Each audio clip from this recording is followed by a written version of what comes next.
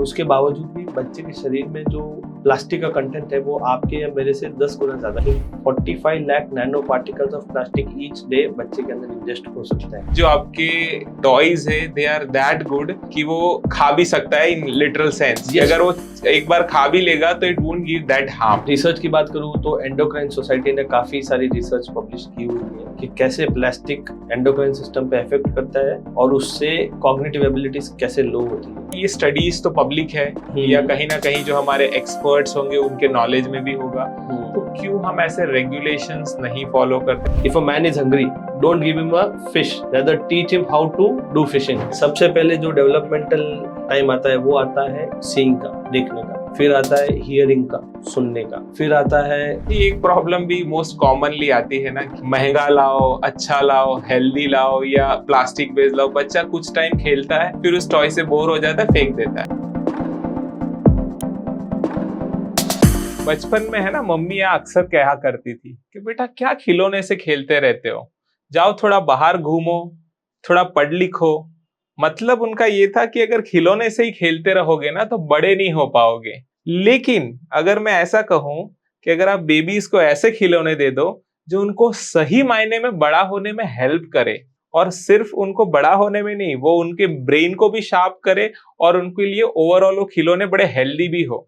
अक्सर क्या होता है, जितने भी खिलौने हम खेलते हैं ना वो ज्यादातर प्लास्टिक के बने हुए होते हैं, और छोटे बेबीज जो 6 महीने 8 महीने 1-1.5 साल के, उनके लिए कहीं ना कहीं उनके कुछ हार्मिंग इफेक्ट हो सकते हैं। लेकिन हम ऐसे भी टॉयज है मार्केट में, शायद हम नहीं जानते, कि जिससे हम हमारे ब्रेन को डेवलप भी कर सकते हैं और वो जो इनकी नेगेटिव इफेक्ट है उससे भी बच सकते हैं। क्या ऐसे खिलौने हो सकते हैं? आज के पॉडकास्ट में हम समझेंगे। एक टॉयज एक्सपर्ट ब्रांड है जिनका नाम है क्लैपी, और उसके जो फाउंडर है मिस्टर प्रांजुल जैन के साथ, और समझेंगे कि खिलौने के पीछे का साइंस क्या है, बल्कि उसके पीछे की आर्ट क्या है, और कैसे खिलौने एक चाइल्ड के ओवरऑल ग्रोथ और डेवलपमेंट में हेल्प करते हैं, और जो खिलौने की नेगेटिव साइड है उससे भी बचाते हैं। तो बहुत ही इंटरेस्टिंग है, बड़ा यूनिक लगेगा, काफी सारी नई चीजें आपको सुनने मिलेगी। तो आज का एक्साइटिंग पॉडकास्ट के साथ बने रहिएगा, बड़ा ही मजा आने वाला है। So welcome to the Essence Podcast mister Pranjul, कैसे आप? एकदम बढ़िया sir, thank you for having me here. So आज ऑडियंस को मैं बता दूं, बहुत ही इंटरेस्टिंग प्रोडक्ट या कहे बिजनेस पे मैं बात करने वाला हूँ, क्लैपी जिसका नाम है। आज बहुत डिटेल में बात करेंगे एग्जैक्टली क्या है ये। सो हमारे साथ बने रहिएगा, it will be very interesting. So Pranjul ji, before we start understanding about Clappy, जो नाम ही बड़ा यूनिक और डिफरेंट है, थोड़ा मैं आपकी अपनी पर्सनल जर्नी की बात करना चाहूंगा, और उसमें भी जर्नी फ्रॉम योर चाइल्डहुड कि आप कहाँ आपका बॉर्न हुआ, क्या आपकी लाइफ रही, कैसी आपकी पर्सनालिटी थी, और उसके बाद then gradually college life and all. So बताइए sir. So mine is a very unique story. जी। I've been born in Rajasthan. अच्छा। So and majorly brought up in Karnataka. Okay. तो कर्नाटक में from north west to south, north to south. तो उस समय migration parents का इसलिए हुआ था कि बिजनेस पॉसिबिलिटीज वहाँ पे साउथ में ज्यादा थी। जी Brought up in Karnataka and then now I'm in Ahmedabad जी। post my post graduations and everything. Right. तो मैं कई बार सबको यही कहता हूँ कि मैं पूरा इंडिया हूँ, मैं जी। हर जगह थोड़ा पढ़ के आया हुआ हूँ। तो जो हमारे देश की डाइवर्सिटी है वो आपने अच्छे से फील की हुई है। डेफिनेटली। सो डाइवर्सिटी, अलग अलग जगह रहने के कारण अलग अलग लैंग्वेजेस भी सीखने का बहुत मौका मिला। जी। So now I am fluent in Kannada, okay. मुझे तेलुगु भी थोड़ी आती है, गुजराती आती है, इंग्लिश और Marwari and Hindi. That's really India की लैंग्वेज होने के कारण हिंदी भी अच्छे से आती है। तो ये एक डाइवर्सिटी का देखने का और महसूस करने का भी मौका मुझे पूरे तरीके से मिला। So before you say about your childhood life, थोड़ा आप उसको कन्नड़ में बता सकते हैं हमें, जस्ट फॉर 2-3 लाइन्स? ಸೊ ನಾನು ಹುಟ್ಟಿರೋದು ರಾಜಸ್ಥಾನಲ್ಲಿ, ಬೆಳೆದಿರೋದು ಕರ್ನಾಟಕನಲ್ಲಿ, ಓಕೆ, CA ಸ್ಟಡೀಸ್ ಮಾಡಿರೋದು ಬೆಂಗಳೂರಲ್ಲಿ. ಸೊ ಅಲ್ಲಿನ ಇಡ್ಲಿ ದೋಸೆ ಎಲ್ಲ ನಾನು ಮಿಸ್ ಮಾಡ್ತಾ ಇದ್ದೀನಿ. ನಾನು ಸ್ವಲ್ಪ ಫುಡಿ, ಸೊ ಅದಕ್ಕೆ देखिए समझ में इसमें नहीं आया, पर आपका जो भाव था और उसमें कुछ कुछ वर्ड जो कॉमन है, हाँ। उससे हम सीए है, इडली है, उससे हम समझ पा रहे हैं कि आप किस कॉन्टेक्स्ट में बात कर रहे हैं। But it's really great to know कि इनफैक्ट मैं आपको आप before will know about your childhood, आपने जब कर्नाटका कन्नड़ की बात कर ही दी है, तो एक सीधा बात करते हैं। आजकल एक कंट्रोवर्सी बड़ी चल रही है ना कि बेंगलुरु में आपको रहना है, सीखना है तो कन्नड़ सीखना पड़ेगा, बोलना पड़ेगा। तो ये अच्छी बात है कि आप वहां रहे, हालांकि आपका वो नेटिव प्लेस नहीं है, you are a Rajasthani by birth, but still आपने सीखा वो, है ना? तो that's a good thing. What do you say on it कि अगर आप वहां कोई सेटल्ड है तो उनको थोड़ा बहुत कोशिश करनी चाहिए कि वो रीजनल लैंग्वेज सीख ले? तो मेरा ऐसा मानना है कि जहाँ अपन रहते हैं जी, वहाँ के कम्युनिकेशन के हिसाब से सीखें जी, तो वो बेटर ही है। एक आपको भी असिस्टेंस ज्यादा अच्छी मिलेगी। लोकल लैंग्वेज में अगर आप कुछ कम्युनिकेट कर रहे हैं तो अगला भी समझ अच्छे से पाएगा आपको। बिल्कुल बिल्कुल। कई बार लोकल लैंग्वेज में नहीं कम्युनिकेट करने का वजह से एसेंस भूल जाते हैं। जी, जैसे मैं एसेंस पॉडकास्ट पे हूँ तो हर चीज का एक एसेंस होता है। जी, थैंक यू। जैसे समझ लीजिए आप भी स्कूल में आप कुछ पढ़ने जाते हैं या टीचर अपने को कुछ कोई अपन लेक्चर में जा रहे हैं या कहीं पे भी जा रहे हैं, आप इंग्लिश में भी अगर सुन रहे हो ना, पर आप उसको समझ हिंदी में ही रहे हो मन में, जी, बिकॉज वो आपकी मातृभाषा है। ट्रू। तो अगले का भी, और कोई भी जगह पे जाओ तो वहां की अगर मातृभाषा आती है तो it helps us a bit. जी, बाकी कंट्रोवर्सी के बारे में है तो सबका अपना अपना मत है। हाँ, उस मत में we can not divulge very much, but इतना कह सकते कि वो मैंडेटरी नहीं होना चाहिए, बट आप सीखोगे तो अच्छी बात है, आपका लोकल कनेक्शन और स्ट्रांग होगा। वहां पे नेटवर्किंग स्ट्रांग हो जाएगी जी। लोगों से बात करने में एक जो बैरियर होता है वो बैरियर खत्म हो जाएगा तो बात अच्छे से कर पाओगे। आई थिंक उस कल्चर को और डीपली हम समझ सकते हैं। डेफिनेटली। सो आप कर्नाटका में पले बड़े, राइट? और आपका बचपन वहां रहा, तो उस पे कुछ बताइए, क्या मेमोरीज रही या कैसा था वहां का? क्योंकि it's a different culture, Rajasthan और सदर्न स्टेट में, तो कुछ क्या डिफरेंस था, कैसे आप बचपन में थे? मैं एक चीज बताऊं तो राजस्थान हो, गुजरात हो या कर्नाटका हो, कर्नाटक में हम एक टाउन में रहे हुए हैं, so we were deeply rooted towards cultural practices. वहाँ पे कल्चर ज्यादा देखने को मिलता है, रिचुअल्स ज्यादा देखने को मिलते हैं, and with respect to people, वहाँ के पीपल बहुत ही सीधे और बहुत अच्छे होते हैं। सो आपको कोई हेल्प चाहिए, कैसी भी कोई भी तरह की नीड हो जी, तो वो they are very open hearted, good, एकदम इजीली आपके साथ आ जाएंगे, आपसे बात कर लेंगे, चीजें कर देंगे। उनको ज्यादा ऐसे कहूँ, अगर एक टाउन की लाइफ भी हो तो ज्यादा एक्स्ट्रावागेंजा नहीं होता है उनकी लाइफ में, सिंपल लाइफ होती है, सिंपली चलती है। और एकदम तो जो हम मसाला देखते हो सब नॉर्थ में ज्यादा, ऐसा? नॉर्थ में नहीं, मैं ऐसा कह सकता हूँ कि सिटीज में ज्यादा हो सकता है। अच्छा, एक टाउन की लाइफ थोड़ी सिंपल होती है और स्लो भी होती है, तो जी। जो सिटी में अपने को 24 घंटे कम लगते हैं वो टाउन में आपको हो सकता है कि ज्यादा लगे। बिल्कुल राइट। और क्या था, आपकी पर्सनालिटी कैसे थी? आप थोड़े नोटेरियस टाइप थे या you used to be very studious child, या एक बैक बेंचर्स थे, या कैसे थे आप? So all my life I have been a backbencher only जी। मैं बहुत नोटोरियस था। मस्ती करना इज माई, मैं ऐसा समझ लगता हूँ, फर्स्ट हॉबी। ओके अभी भी मैं वैसा ही हूँ। सो जो बचपना है मेरे में अभी भी वैसा ही रखता हूँ, मस्ती करना, किसी को तंग करना, पोक करना, पोकिंग। अच्छा, तो वो जैसे सीए फाइनल की पढ़ाई जब चलती थी तब भी मेरी आदत वैसी ही थी। तो I have always been notorious, but उसके साथ साथ there was a thing in me कि मैं हर चीज, जो पढ़ाई को लेके कुछ भी चीजें होती थी, तो I always used to study with the perspective of understanding, right? तो मैंने पढ़ाई हालांकि ज्यादा नहीं की है, 8 घंटे 10 घंटे 12 घंटे वो वाली पढ़ाई मैंने कभी नहीं की, बट मैं कुछ भी पढ़ता तो उसको समझने की दृष्टि से पढ़ता, तो that help me a lot. तो मेरा जो करियर है वो उस ट्रैजेक्टरी पे ही रहा कि मैं अच्छे से पढ़ाई कर पाया अलग अलग फील्ड में जी। सो देन आपने करियर की बात की, तो आपने कहा you used to be a very notorious guy, फिर कॉलेज लाइफ आते आते you used to be the same personality. College life कैसी रही? वो आप कर्नाटका में ही हुई या you change any place afterward? हाँ, तो कॉलेज लाइफ की बात करूँ तो मैं अभी भी नोटोरियस ही हूँ, टू बी वेरी फ्रैंक, अभी भी नोटोरियस ही हूँ। My dad sometimes tells me also कि अभी तो बचपना छोड़ दे। तो वैसी बात है। तो कॉलेज लाइफ में I think I always believe ना कि you should be always child by heart, as आपका कुछ भी हो, क्योंकि वो बचपना अगर मर जाता है या चला जाता है फिर उसके बाद लाइफ में कुछ रह नहीं जाता है, ऐसा लगता है। डेफिनेटली। तो मैं हमेशा कोशिश करता हूँ कि उस चीज को मेरे साथ ही लेके चलो। काफी लोग बोलते भी हैं being a professional, I am a CA by profession, तो कई बार ऐसे भी हमारे से एक्सपेक्टेशंस होती है कि सीए हो तो प्रोफेशनली बिहेव करो या ऐसे बिहेव करो, बट उससे मैं थोड़ा सा दूर रहने की कोशिश करता हूँ और थोड़ा सा जो बचपना मेरे अंदर है वो मैं साथ में लेके कोशिश करता हूँ। That's really wonderful. And college की जहाँ तक बात है तो कॉलेज लाइफ भी हमारे वहाँ पे 11th-12th भी कॉलेज ही होता था। अच्छा, तो मेरी कॉलेज लाइफ भी वहीं से शुरू हो गई थी। सीए की स्टडीज भी बैंगलोर में मैंने शुरू कर दी थी। ओके, तो वहां पे भी ऐसा ही था कि जैसे मैंने थोड़ी देर पहले ही आपको एक स्टोरी बताई थी कि सर ने पहली बार फर्स्ट जब हमारा इंडक्शन था तब हमारे चेयरमैन सर ने बात की थी कि पढ़ाई सबसे मेन जरूरी है, पढ़ाई करो तो एक आधी क्लास बंक भी करोगे तो चल जाएगा। तो what our class did was कि पूरी क्लास ने एक साथ पूरा दिन बंक कर दिया और हम मूवी देखने चले गए। इन सारी चीजों में मेरा इन्वॉल्वमेंट बहुत रहा है। अच्छा, जब हम चाइल्डहुड और कॉलेज लाइफ की बात करते हैं तो चाइल्डहुड में स्पेशली हम खिलौने की बात करते हैं। हाँ। आप क्या कोई फेवरेट खिलौना या कोई ऐसे कार्टून कैरेक्टर, कोई ऐसी मेमोरीज हो जिससे आप जिस टॉयज के साथ आपकी कुछ हो? तो टॉयज की बात जहां तक आती है तो आप भी आपकी एज के हिसाब से आप भी समझोगे और मैं भी समझूंगा। पहले अपनी फैमिलीज बहुत जॉइंट होती थी जी, जॉइंट फैमिलीज में पले बड़े हैं। बिल्कुल। तो मेरी फैमिली भी बहुत बड़ी है, मेरे डैड को मिला के 8 भाई बहन है। अच्छा, तो कोई ना कोई हमको लेके खेलता ही रहता है और वैसे ही हम लोग बड़े हो गए।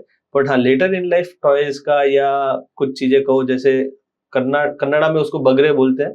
अच्छा, और हिंदी में उसको लट्टू बोलते हैं। लट्टू हमने बहुत बचपन में खेला है। अच्छा, कंचे जो बोलते हैं, कंचे, मार्बल हाँ, बोलता, मार्बल्स, राइट, उनके साथ मैंने बहुत खेला है। और जब से समझ आई है तब से तो क्रिकेट का जोश इन थोड़ा सा, Gujarati we call it Lakhoti. हाँ लकोटी, यस यस जी। यस यस, तो उसके साथ बहुत खेला है। फिर जब से समझ आई तब से cricket has been one of the most अच्छा, इंटीग्रल पार्ट। स्पोर्ट्स वैसे मेरी लाइफ का बहुत बड़ा हिस्सा रहा है, क्रिकेट सबसे ज्यादा जी, देखना खेलना मुझे बहुत अच्छा लगता था। Right, that's the I think ऐसे बोलते हैं cricket is an religion for Indians. हाँ so then you did CA, right? Yes yes. So chartered accountancy क्या क्या एक्सपीरियंस रहे? और अभी जो हम बात करेंगे, जो मैंने बताया पहले व्यूअर्स को अबाउट क्लैपी, तो ये चार्टर्ड अकाउंटेंसी में आप अभी भी कंटिन्यूअस प्रैक्टिस कर रहे हो या कोई ऐसा मोमेंट है then you think toward your brand called Clappy? Yes, so जहाँ तक सीए की बात है तो I always tell people that I am accidental CA.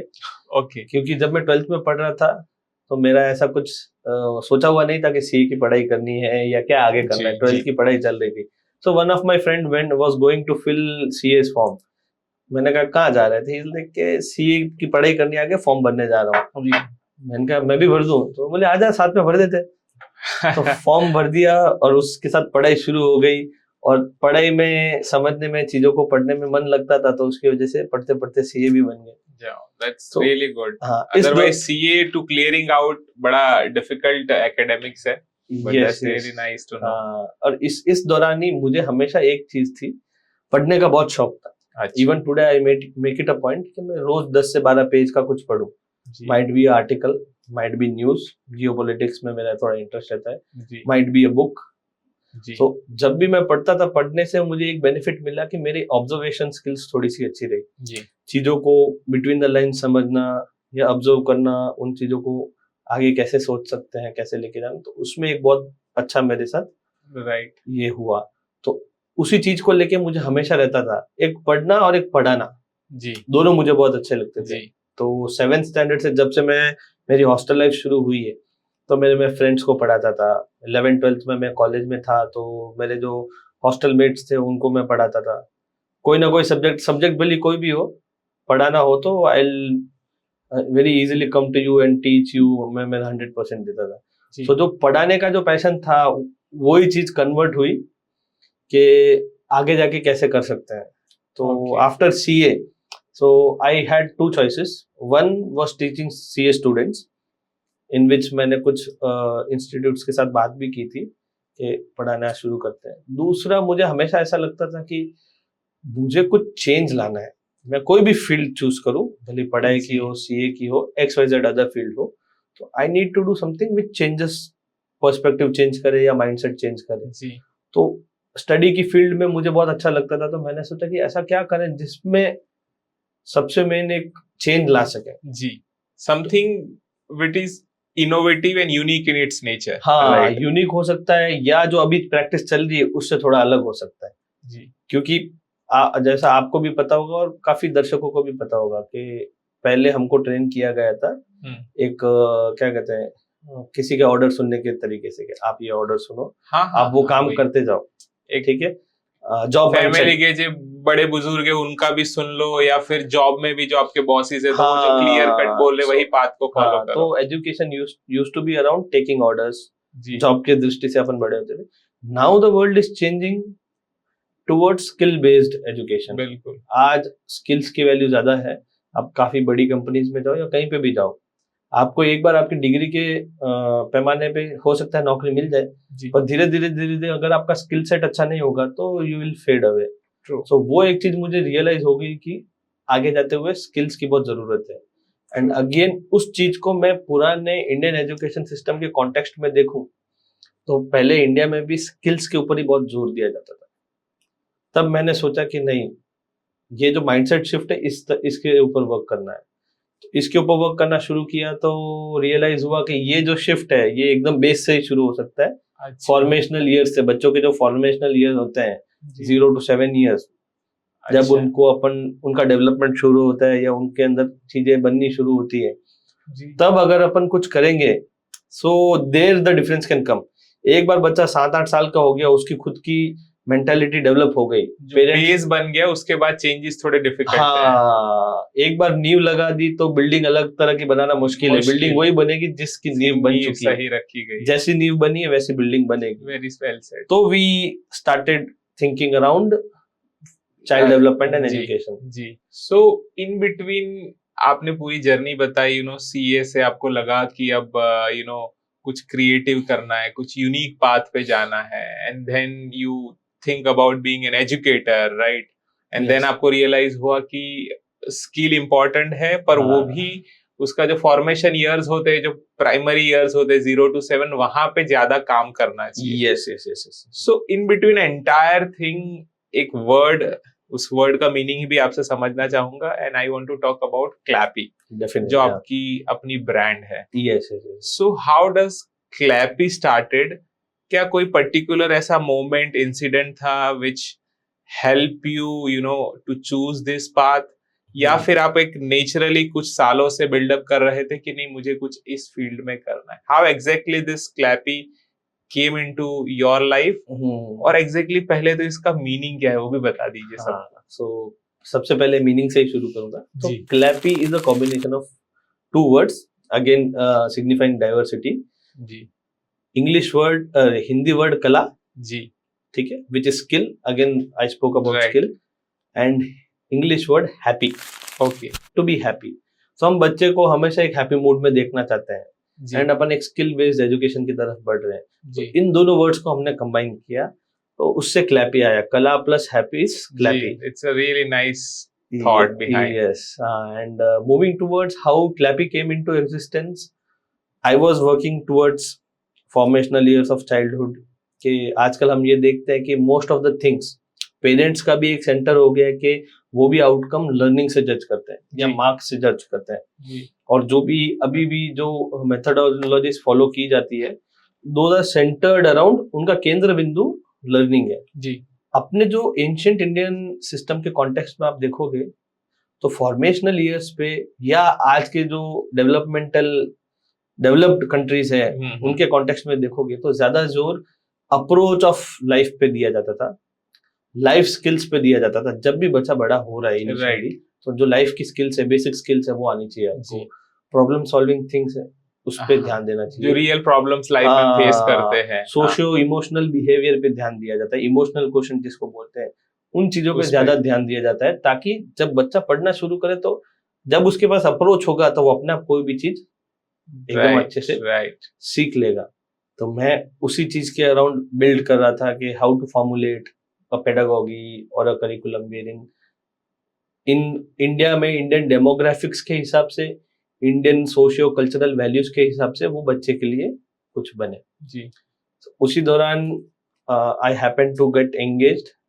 Ji. So मेरी एंगेजमेंट हुई तो मेरी जो फियांसे थे जिज्ञासा, तो even she was very good in educating people, अच्छा, even she was a CA. Okay, तो So अब वहीं पे आपकी मुलाकात हुई when you were preparing for CA या no, no, no. Afterward? It was an arranged happened to marriage. Be a coincidental था कि दोनों हाँ, सीए but हैं. it was a mere coincidence. अच्छा, She happened to like educating people. She was also a CA, and we spoke together, and we thought कि this thing can be taken forward with both of us. जी उनका knowledge भी काफी गहरा था पढ़ाने को लेके, समझाने को लेके. जी So इनफैक्ट मैं कहूँ तो वो मुझसे काफी अच्छे थे. किसी को समझाना हो तो I might teach you in my own language, but she will understand कि आपको किस तरीके से समझ में आएगा, उस तरीके से आपको वो समझाएंगे. जी. So we got married.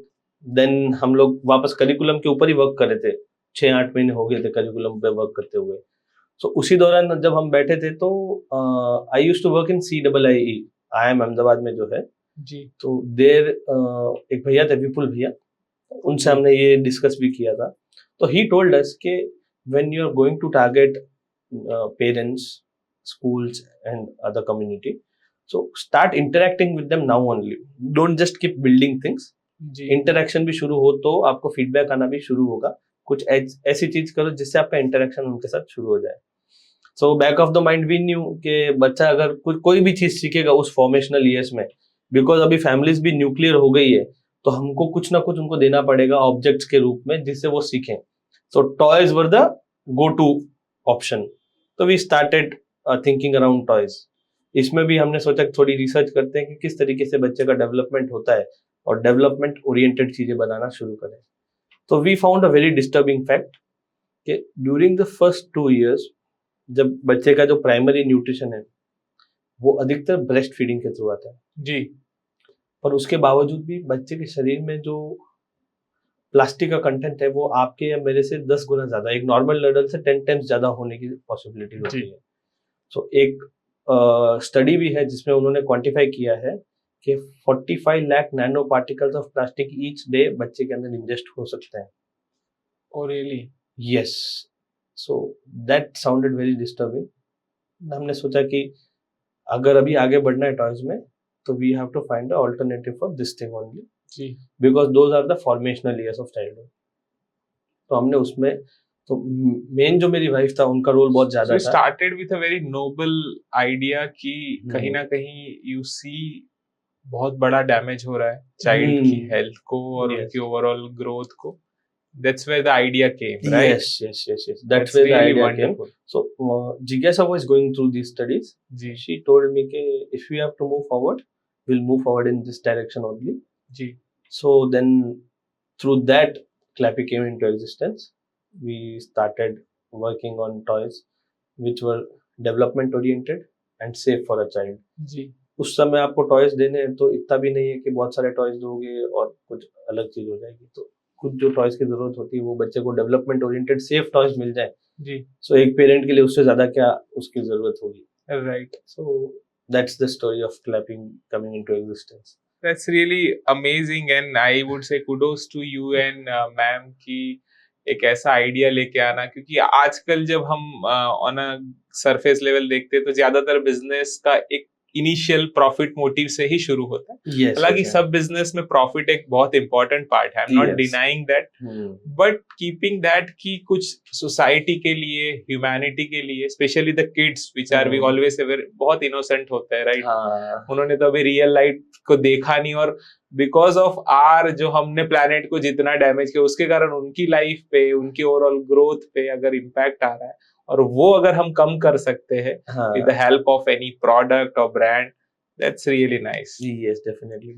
So you know आपने बहुत सारी चीजें बताई कि इसके पीछे आपने कुछ रिसर्च किया, रिसर्च में आपको बहुत सारी अलग अलग चीजें जानने मिली and that's where the idea came कि हम कुछ इस फील्ड में आगे बढ़ सकते हैं. सो क्या रिसर्च थी, थोड़ा और इंसाइट आप दे पाए, और दैट्स वेयर फिर आपको क्या लगा कि हमें क्लैपी में क्या ऐसी चीजें हैं जिस पे काम करना है और इवेंचुअली क्या प्रोडक्ट है जो आपको लेके आना है? हाँ. So this will, I'll answer this in parts. जी. रिसर्च से पहले अपना फॉर्मेशनल ईयर्स में डेवलपमेंट कैसे होता है उसके ऊपर बात कर लेते हैं. जी. तो as per our brand and as per our company हमारा एक मोटो वेरी क्लियर है.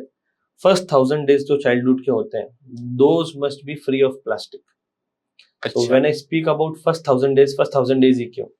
So those are the formational years. जी इस पीरियड में बच्चे का मेटाबॉलिज्म बहुत हाई होता है.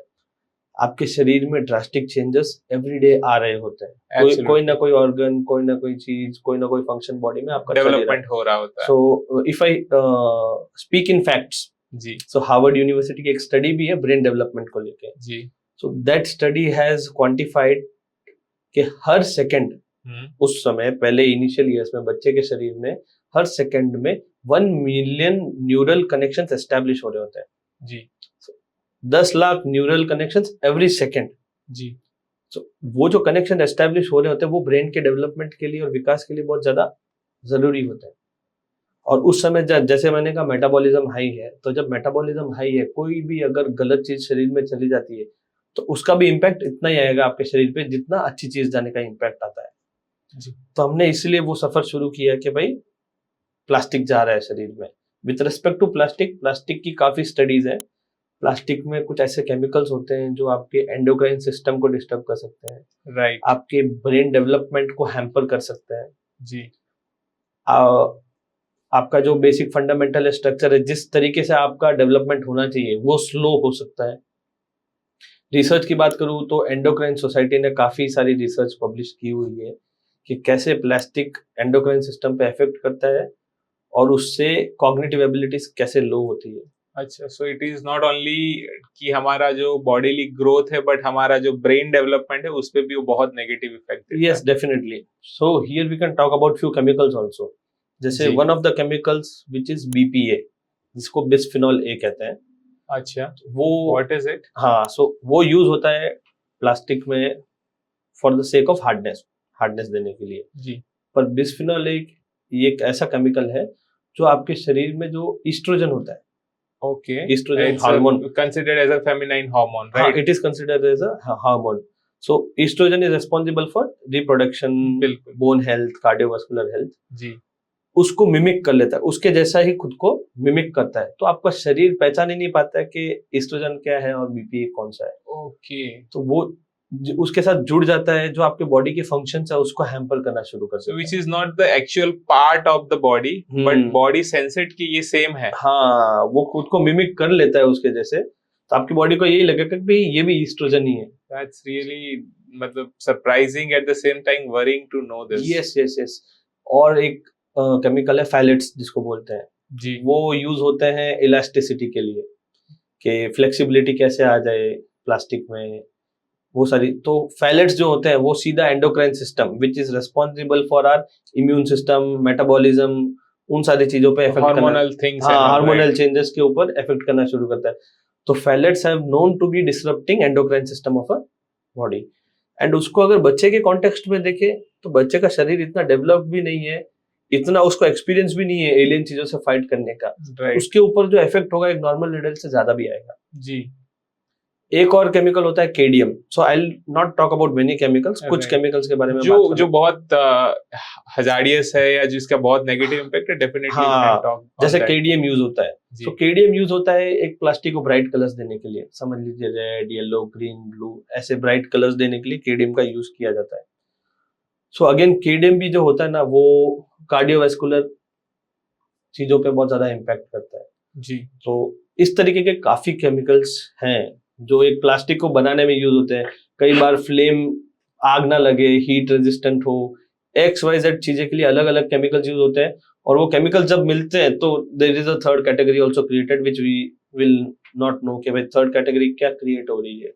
बट प्रांजल जी, इसमें एक सवाल मेरे माइंड में आता है जब आपने पूरा एक्सप्लेन किया कि यू नो प्लास्टिक के अंदर बहुत सारे ऐसे सब्सटेंस है जो बॉडी के लिए एंडोक्राइन हो या ओवरऑल मेटाबॉलिज्म हो, स्पेशली द पार्ट जहां आपने बताया कि एस्ट्रोजन को मिमिक करके वो बॉडी में बहुत सारे और कंडीशन डेवलप कर सकता है which is an adverse effect on the body.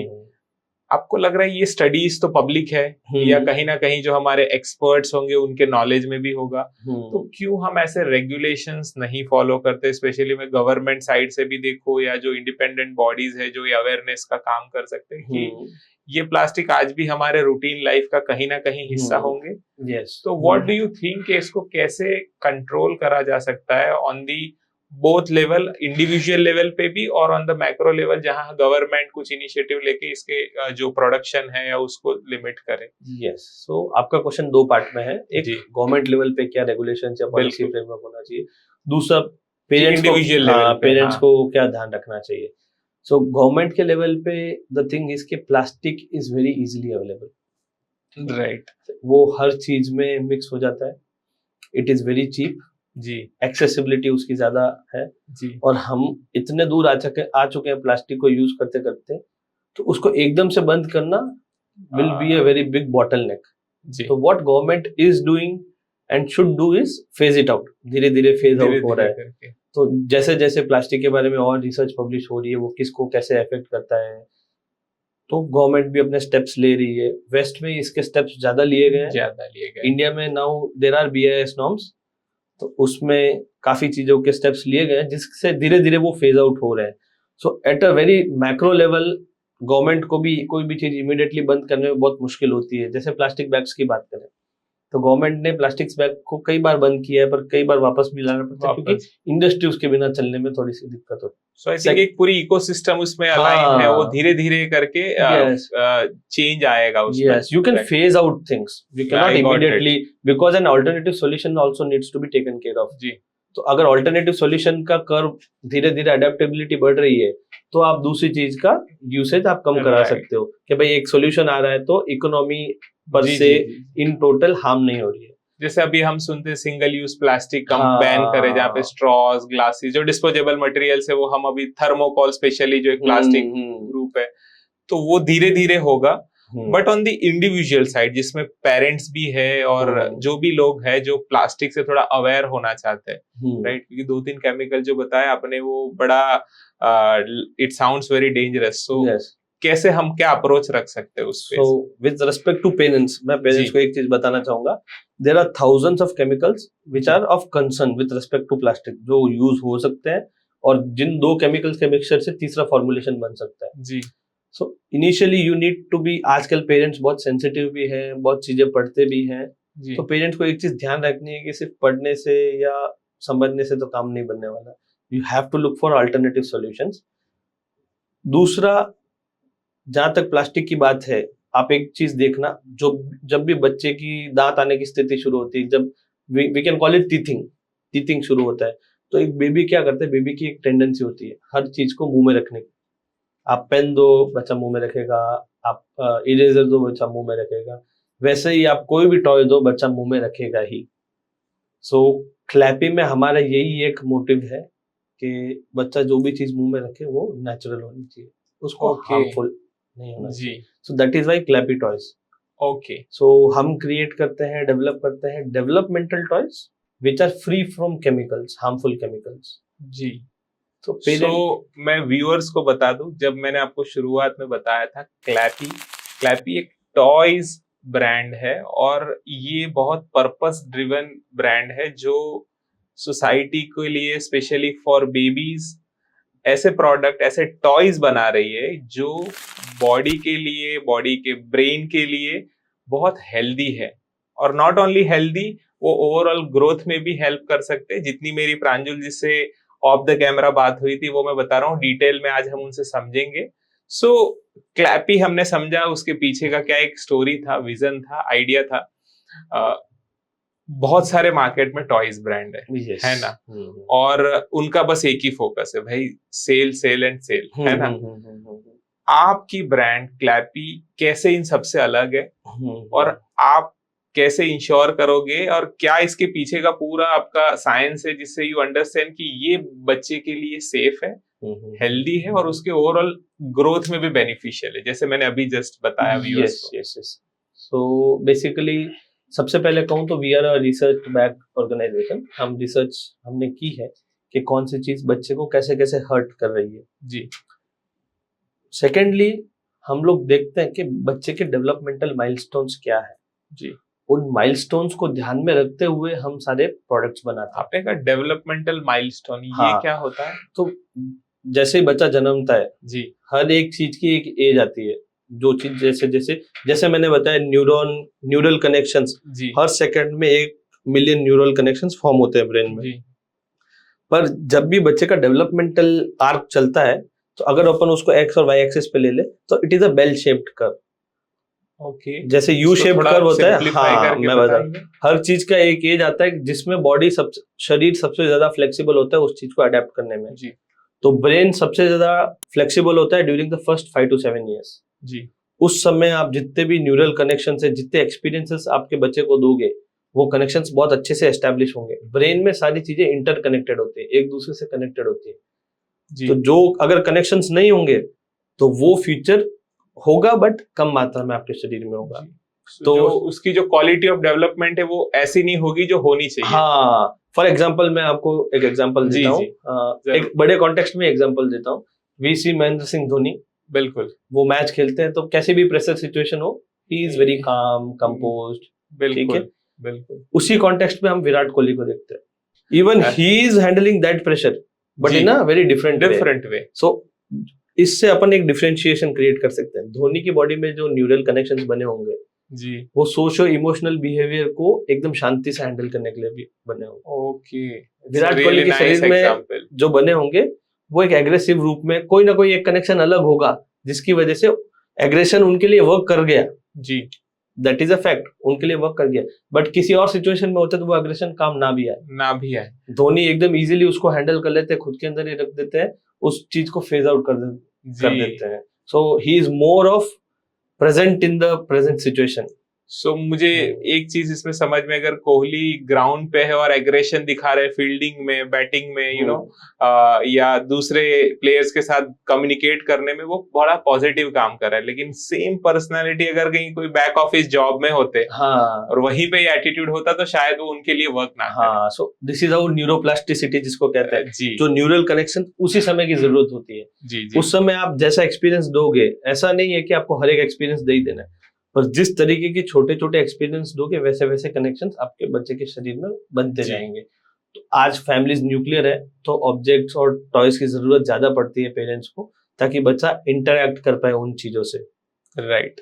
And third point अगर मैं क्लैपी के बारे में कहूँ कि how is Clappy different from other brands, so we are moving towards creating toys which are 100%, जो कलर पिगमेंट्स भी होते हैं ना वो 100% नेचुरल हो।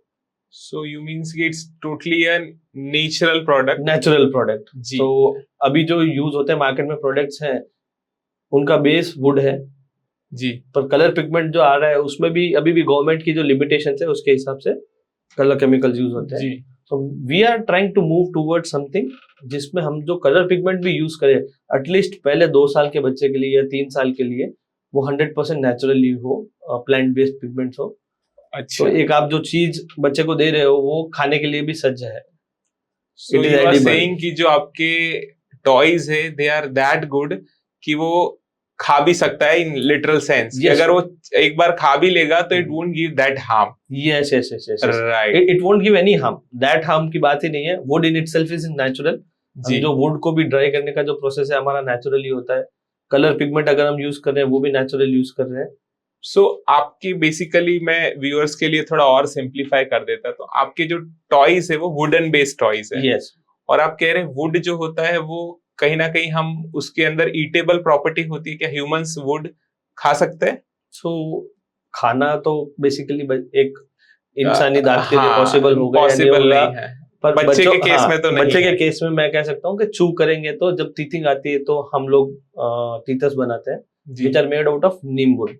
जी। So neem in itself is antibacterial and antimicrobial। जी। आपने बचपन में सुना भी होगा या अपने पूर्वज कहते भी होंगे कि भाई नीम गिलो से दातुन करो। हाँ करते भी, आज भी गांव में शायद प्रैक्टिस होता है। उसकी जो मेडिसिनल प्रॉपर्टीज है उसी की वजह से कहते हैं। तब जब इसका नीम का तीतर बनाता है वो बच्चे के टेस्ट बर्ड के डेवलपमेंट के लिए भी काम आता है, क्योंकि नीम खुद में कड़वा होता है। जी।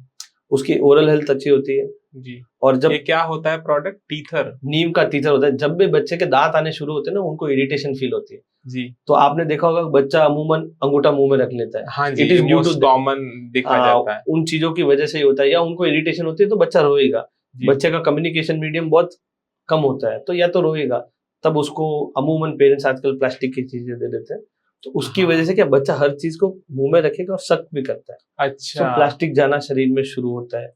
वो जो उसकी टेंडेंसी होती है किसी भी चीज को ऐसे चूसना, उसमें से हाँ, टेस्ट निकालना, उसमें से रस हाँ, निकालना, वहां कहीं वो प्लास्टिक अपना नेगेटिव रोल प्ले कर जाता है। तो वो जो प्लास्टिक अगर शरीर में चला गया, शरीर में ये भी एबिलिटी है कि प्लास्टिक को बाहर निकाले, पर जो नहीं निकला जी वो जहाँ स्टोर हो गया, जैसे मैंने बीपीए का भी कहा कि वो मिमिक कर लेता है ईस्ट्रोजन जी जी जी जो शरीर में स्टोर हो गया, वो कब कौन सी तकलीफ बन के बाहर आएगा वी नेवर नो।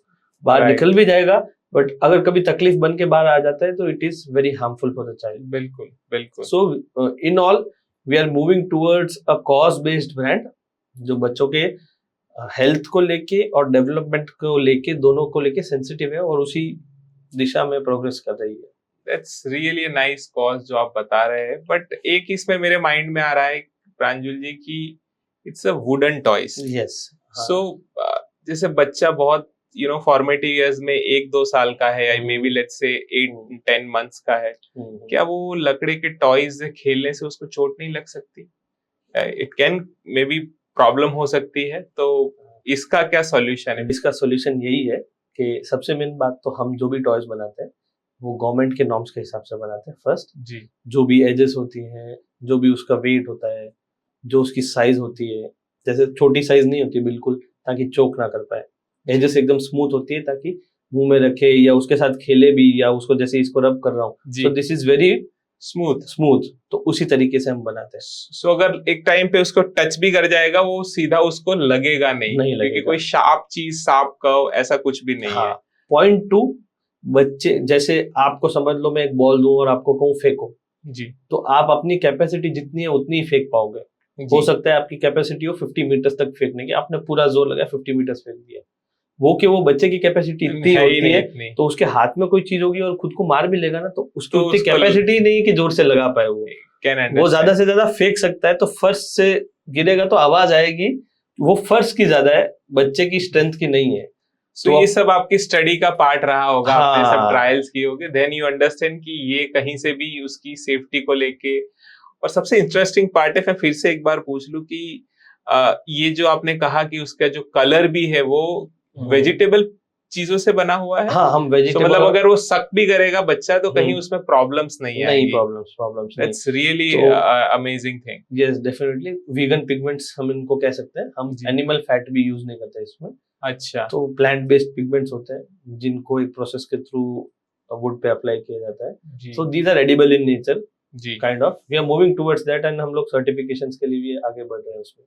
सो आप जब माइलस्टोन की बात कर रहे थे, आपने बोला कि डेवलपमेंट के अलग अलग स्टेजेस होते हैं। सो आपके जो क्लैपी के टॉयज है उसके पीछे का क्या साइंस रहता है कि आप वो जो उसके डेवलपमेंटल ईयर्स है उसको पूरा समझ के उसके अकॉर्डिंग आपकी टॉयज की मैन्युफैक्चरिंग होती है, और वो नॉर्मल जो टॉयज का मैन्युफैक्चरिंग उससे कैसे डिफर कर जाता है फिर प्रोसेस? सो इंटरेस्टिंग क्वेश्चन जी। तो बेसिकली हमारा यही टेंडेंसी रहती है कि we create toy with a use case, उसकी यूटिलिटी होनी चाहिए। सिर्फ खेलने के लिए बनाना है वो काफी कंपनीज कर रही है। We want to be in the section of developmental toys also. तो हम बच्चे की स्टडी या डेवलपमेंटल माइलस्टोन को स्टडी करते हैं कि उस समय कौन सी चीज काम आ सकती है, उसके लिए काफी रिसर्चर्स भी है, बुक्स भी है। हार्वर्ड यूनिवर्सिटी का एक कंप्लीट चाइल्ड डेवलपमेंट के लिए डिपार्टमेंट भी है, उसको भी हम स्टडी करते हैं। जैसे मैंने आपको इनिशियली बताया था कि एक बेल शेप्ड कर्व होता है। yes. सबसे पहले जो डेवलपमेंटल टाइम आता है वो आता है सीइंग का, देखने का, फिर आता है हियरिंग का, सुनने का, फिर आता है लैंग्वेज का जी। इन सब के दौरान ब्रेन का डेवलपमेंट तो शुरू ही है।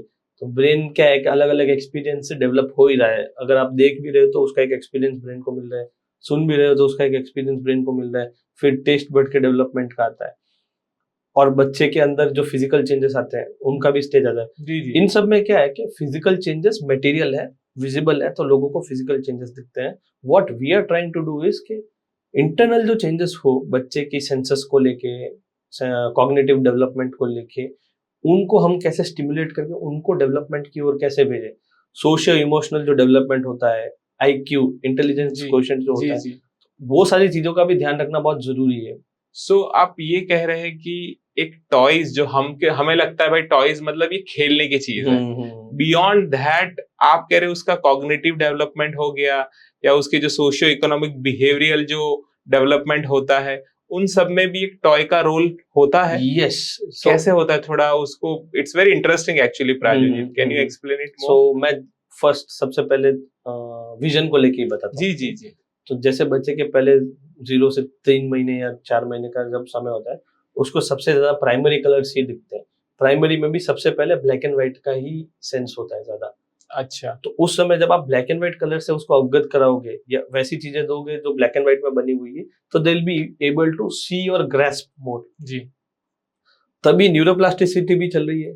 तो ऐसी चीजें दो जो आगे जाके उसको काम आने वाली है।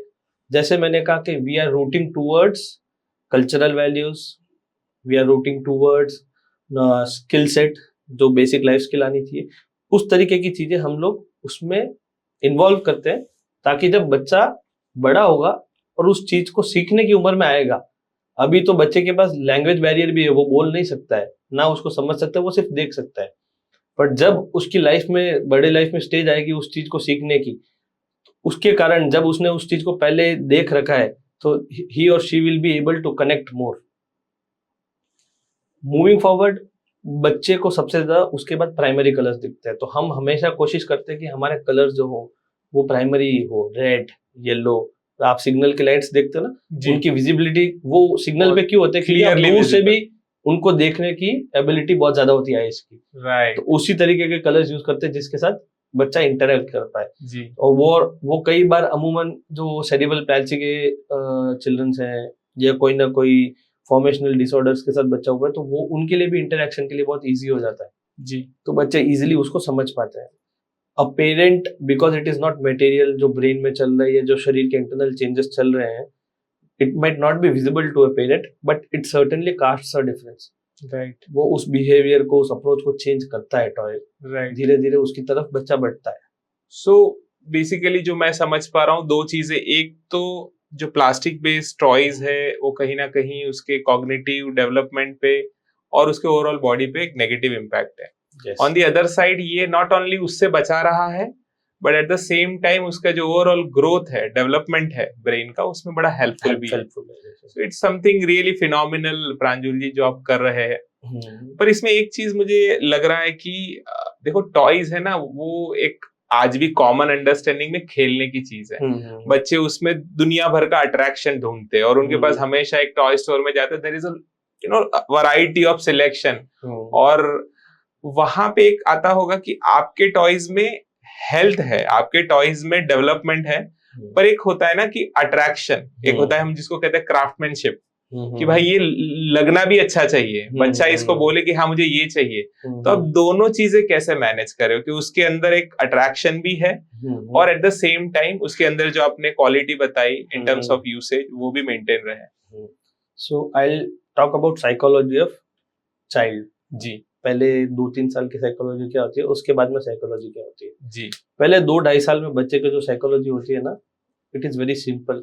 उसको सिंपल चीजें चाहिए होती है, सिंपल चीजों को ही बच्चा समझ पाता है। फॉर एग्जाम्पल, मैं आपको एक एग्जाम्पल देता हूँ। आप फर्स्ट स्टैंडर्ड में हो, अच्छा, और मैंने आपको एक ट्रिग्नोमेट्री का क्वेश्चन दे दिया, तो will at that age you be able, मैं शायद वो पत्ते को फाड़ के खेलने लगूंगा। हाँ, क्यों? आपको समझ ही नहीं आएगा उसके साथ करना क्या है। So same goes with toys also. जी। छोटा बच्चा है, उसका जितना डेवलपमेंटल क्वोशंट हुआ है, जितना वो डेवलप हुआ है, वो उतना ही समझ पाएगा, उतना ही उसके साथ खेल पाएगा।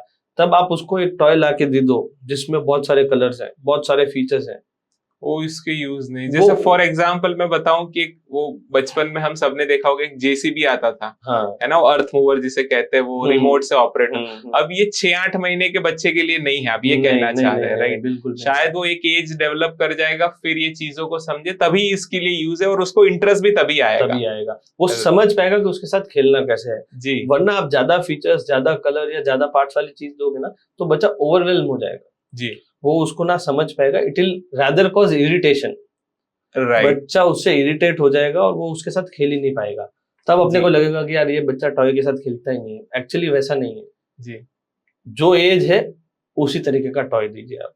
अच्छा। तब जाके आप, जैसे मतलब आप सर्दी में आइसक्रीम कम खाते हो ना, ऑफ कोर्स, बिकॉज सर्दी है जी, तो उस मौसम के हिसाब से आपको हो सकता है गर्म चीज ज्यादा पाए, तो सिमिलरली एज के हिसाब से देना चाहिए। तो हाँ आपकी जो ओवरऑल मैन्युफैक्चरिंग क्राफ्टमैन है उसमें वो इंश्योर किया गया है कि अगर बहुत फॉर्मेशन ईयर छोटी है तो हाँ वही खिलौने बनाए जो उसके लिए उसको मजा आए, उसके साथ वो कंफर्टेबल हो। यस, सिंपलिस्टिक हो।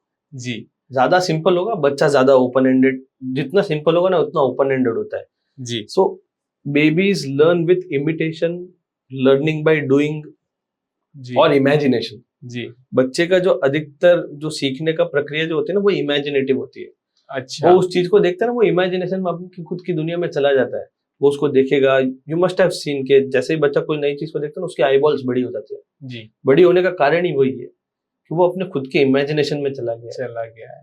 ओके, वो दैट्स समथिंग न्यू। वापस मैं कहूंगा वो मटेरियल नहीं है, वो विजिबल नहीं है इंटरनली क्या चल रहा है। जी उसकी वजह से parents seem to distract a little bit, हाँ but you need to make sure कि उसकी एज के हिसाब से उसको सिंपल चीजें ही आप दो। जी। जितना So- सिंपल दोगे उतना टाइम वो ज्यादा स्पेंड करेगा, और जितनी कम दोगे उतना वो टाइम ज्यादा स्पेंड करेगा। सो बड़े बड़े महंगे वाइब्रेंट कलर वाले टॉयज लाके देना उसकी एज के हिसाब से नहीं, वो पॉइंटलेस है, आप ये कहना चाह रहे यस, कहीं ना कहीं वो बच्चे को ज्यादा ओवरवेल्म कर देता है, फैसिनेट कर देता है। हैं। जी। उसकी वजह से हो सकता है कि बच्चा उससे थोड़ा सा दूर रहे। पर प्रांजल जी एक प्रॉब्लम भी मोस्ट कॉमनली आती है ना कि महंगा लाओ, अच्छा लाओ, हेल्दी लाओ या प्लास्टिक बेस्ड लाओ, बच्चा कुछ टाइम खेलता है फिर उस टॉय से बोर हो जाता है, फेंक देता हाँ, है ना? तो इसका कोई सॉल्यूशन भी आपने देखा So- है या है आपके पास? इसे टॉय फटीग कहते हैं। अच्छा toy fatigue is real. Toy जी फटीग होती है बच्चे को, पर क्यों होती है वापस उसकी साइंस में अपन जाएंगे। जैसे जी। मैंने कहा ना कि आपको मैं ट्रिग्नोमेट्री का क्वेश्चन दे दूंगा तो आप उसको नहीं नहीं तो समझ सेम पाएंगे। केस बच्चे के साथ होता है कि उसको आपने बहुत सारी चीजें फीचर्स वाला चीज दे दी ना तो वो उसको समझ नहीं पाएगा, उसको फेक ही देगा। जी रादर आप क्या दो, जैसे वुडन टॉयज की मैं बात करता हूँ, दे आर वेरी सिंपल। बहुत कम फीचर्स वाली चीज होती है। कलर्स भी जो यूज करते हैं बहुत कम कलर्स यूज होते हैं। एट अ टाइम 2 3 4 एक कलर ही यूज किया जा सकता जी। है, तो बच्चा उसके साथ इंटरेक्ट कर पाता है अच्छा क्योंकि उसके एज के साथ वो अप्रोप्रिएट चीज है। ओके एज अप्रोप्रिएट है तो वो उसके साथ इंटरेक्ट कर पाएगा, धीरे धीरे उसके साथ वो टाइम भी ज्यादा स्पेंड करेगा। जी। फिर वो फेंकेगा नहीं, फिर वो उसके साथ टाइम स्पेंड करेगा, उसके साथ वो खेलता रहेगा, आप देखोगे। So on a lighter note में ये कह हम्म। सकता हूँ कि जैसे एक रिलेशनशिप में अगर कंपैटिबिलिटी नहीं है फिर आप उसमें कितने भी एफर्ट्स लगाओ, कुछ भी करो, चीजें वर्क नहीं करती। सिमिलरली बच्चे के केस में जैसे आपने कहा कि अगर वो खिलौना उसके साथ उसके कलर्स, उसकी ओवरऑल डिजाइन या उसकी एज के हिसाब से जो चीजें होनी चाहिए, जिसके पीछे पूरा साइंस आपने बताया, अगर वो नहीं है कंपैटिबल तो कैसा भी खिलौना होगा बच्चा उसको फेंक ही देगा मोर इवेंचुअली। ऑफ्टन देन नॉट वो उससे दूर चला जाएगा। राइट और अगर खिलौना उसके एज के स्पेसिफिक होगा या उसके समझने लायक होगा या ओपन एंडेड होगा जी तो मोर ऑफ्टन देन नॉट धीरे धीरे उसको वो जी यूज करने लगेगा। जी राइट हाँ, एक चीज है कि पेरेंट को इमीडिएटली एक डिसीजन नहीं बना लेना चाहिए या जज नहीं कर लेना चाहिए कि इसको पसंद नहीं है, वैसा नहीं। जी अक्वायर करता है बच्चा भी, अक्वायर धीरे कर रहा है, धीरे, उसके लिए हाँ, भी वो चीज नहीं है। अडेप्ट करता होगा चीजों हाँ, को। अडेप्ट कर रहा है उस चीज को, धीरे धीरे अडेप्ट करेगा। जी। जैसे जैसे अडेप्ट करेगा वैसे वैसे टाइम ज्यादा स्पेंड करेगा ही बच्चा उसके साथ। प्रांजल जी एक बार फिर से मैं और समझना चाहूंगा क्योंकि देखिए खिलौने के लेके हम सबका एक मेंटल पैटर्न बना हुआ है, राइट? और बच्चे कुछ तरीके के खिलौने हैं या कुछ चीजें हैं जो बड़ा चूज करते हैं, राइट? एक ट्रेडिशनल माइंडसेट है। तो अब ये हो जाएगा कि एक ट्रेडिशनल हमारा क्राफ्टमैनशिप होता है और साथ में आप बहुत तरीके के इनोवेशन भी कर रहे हैं, राइट?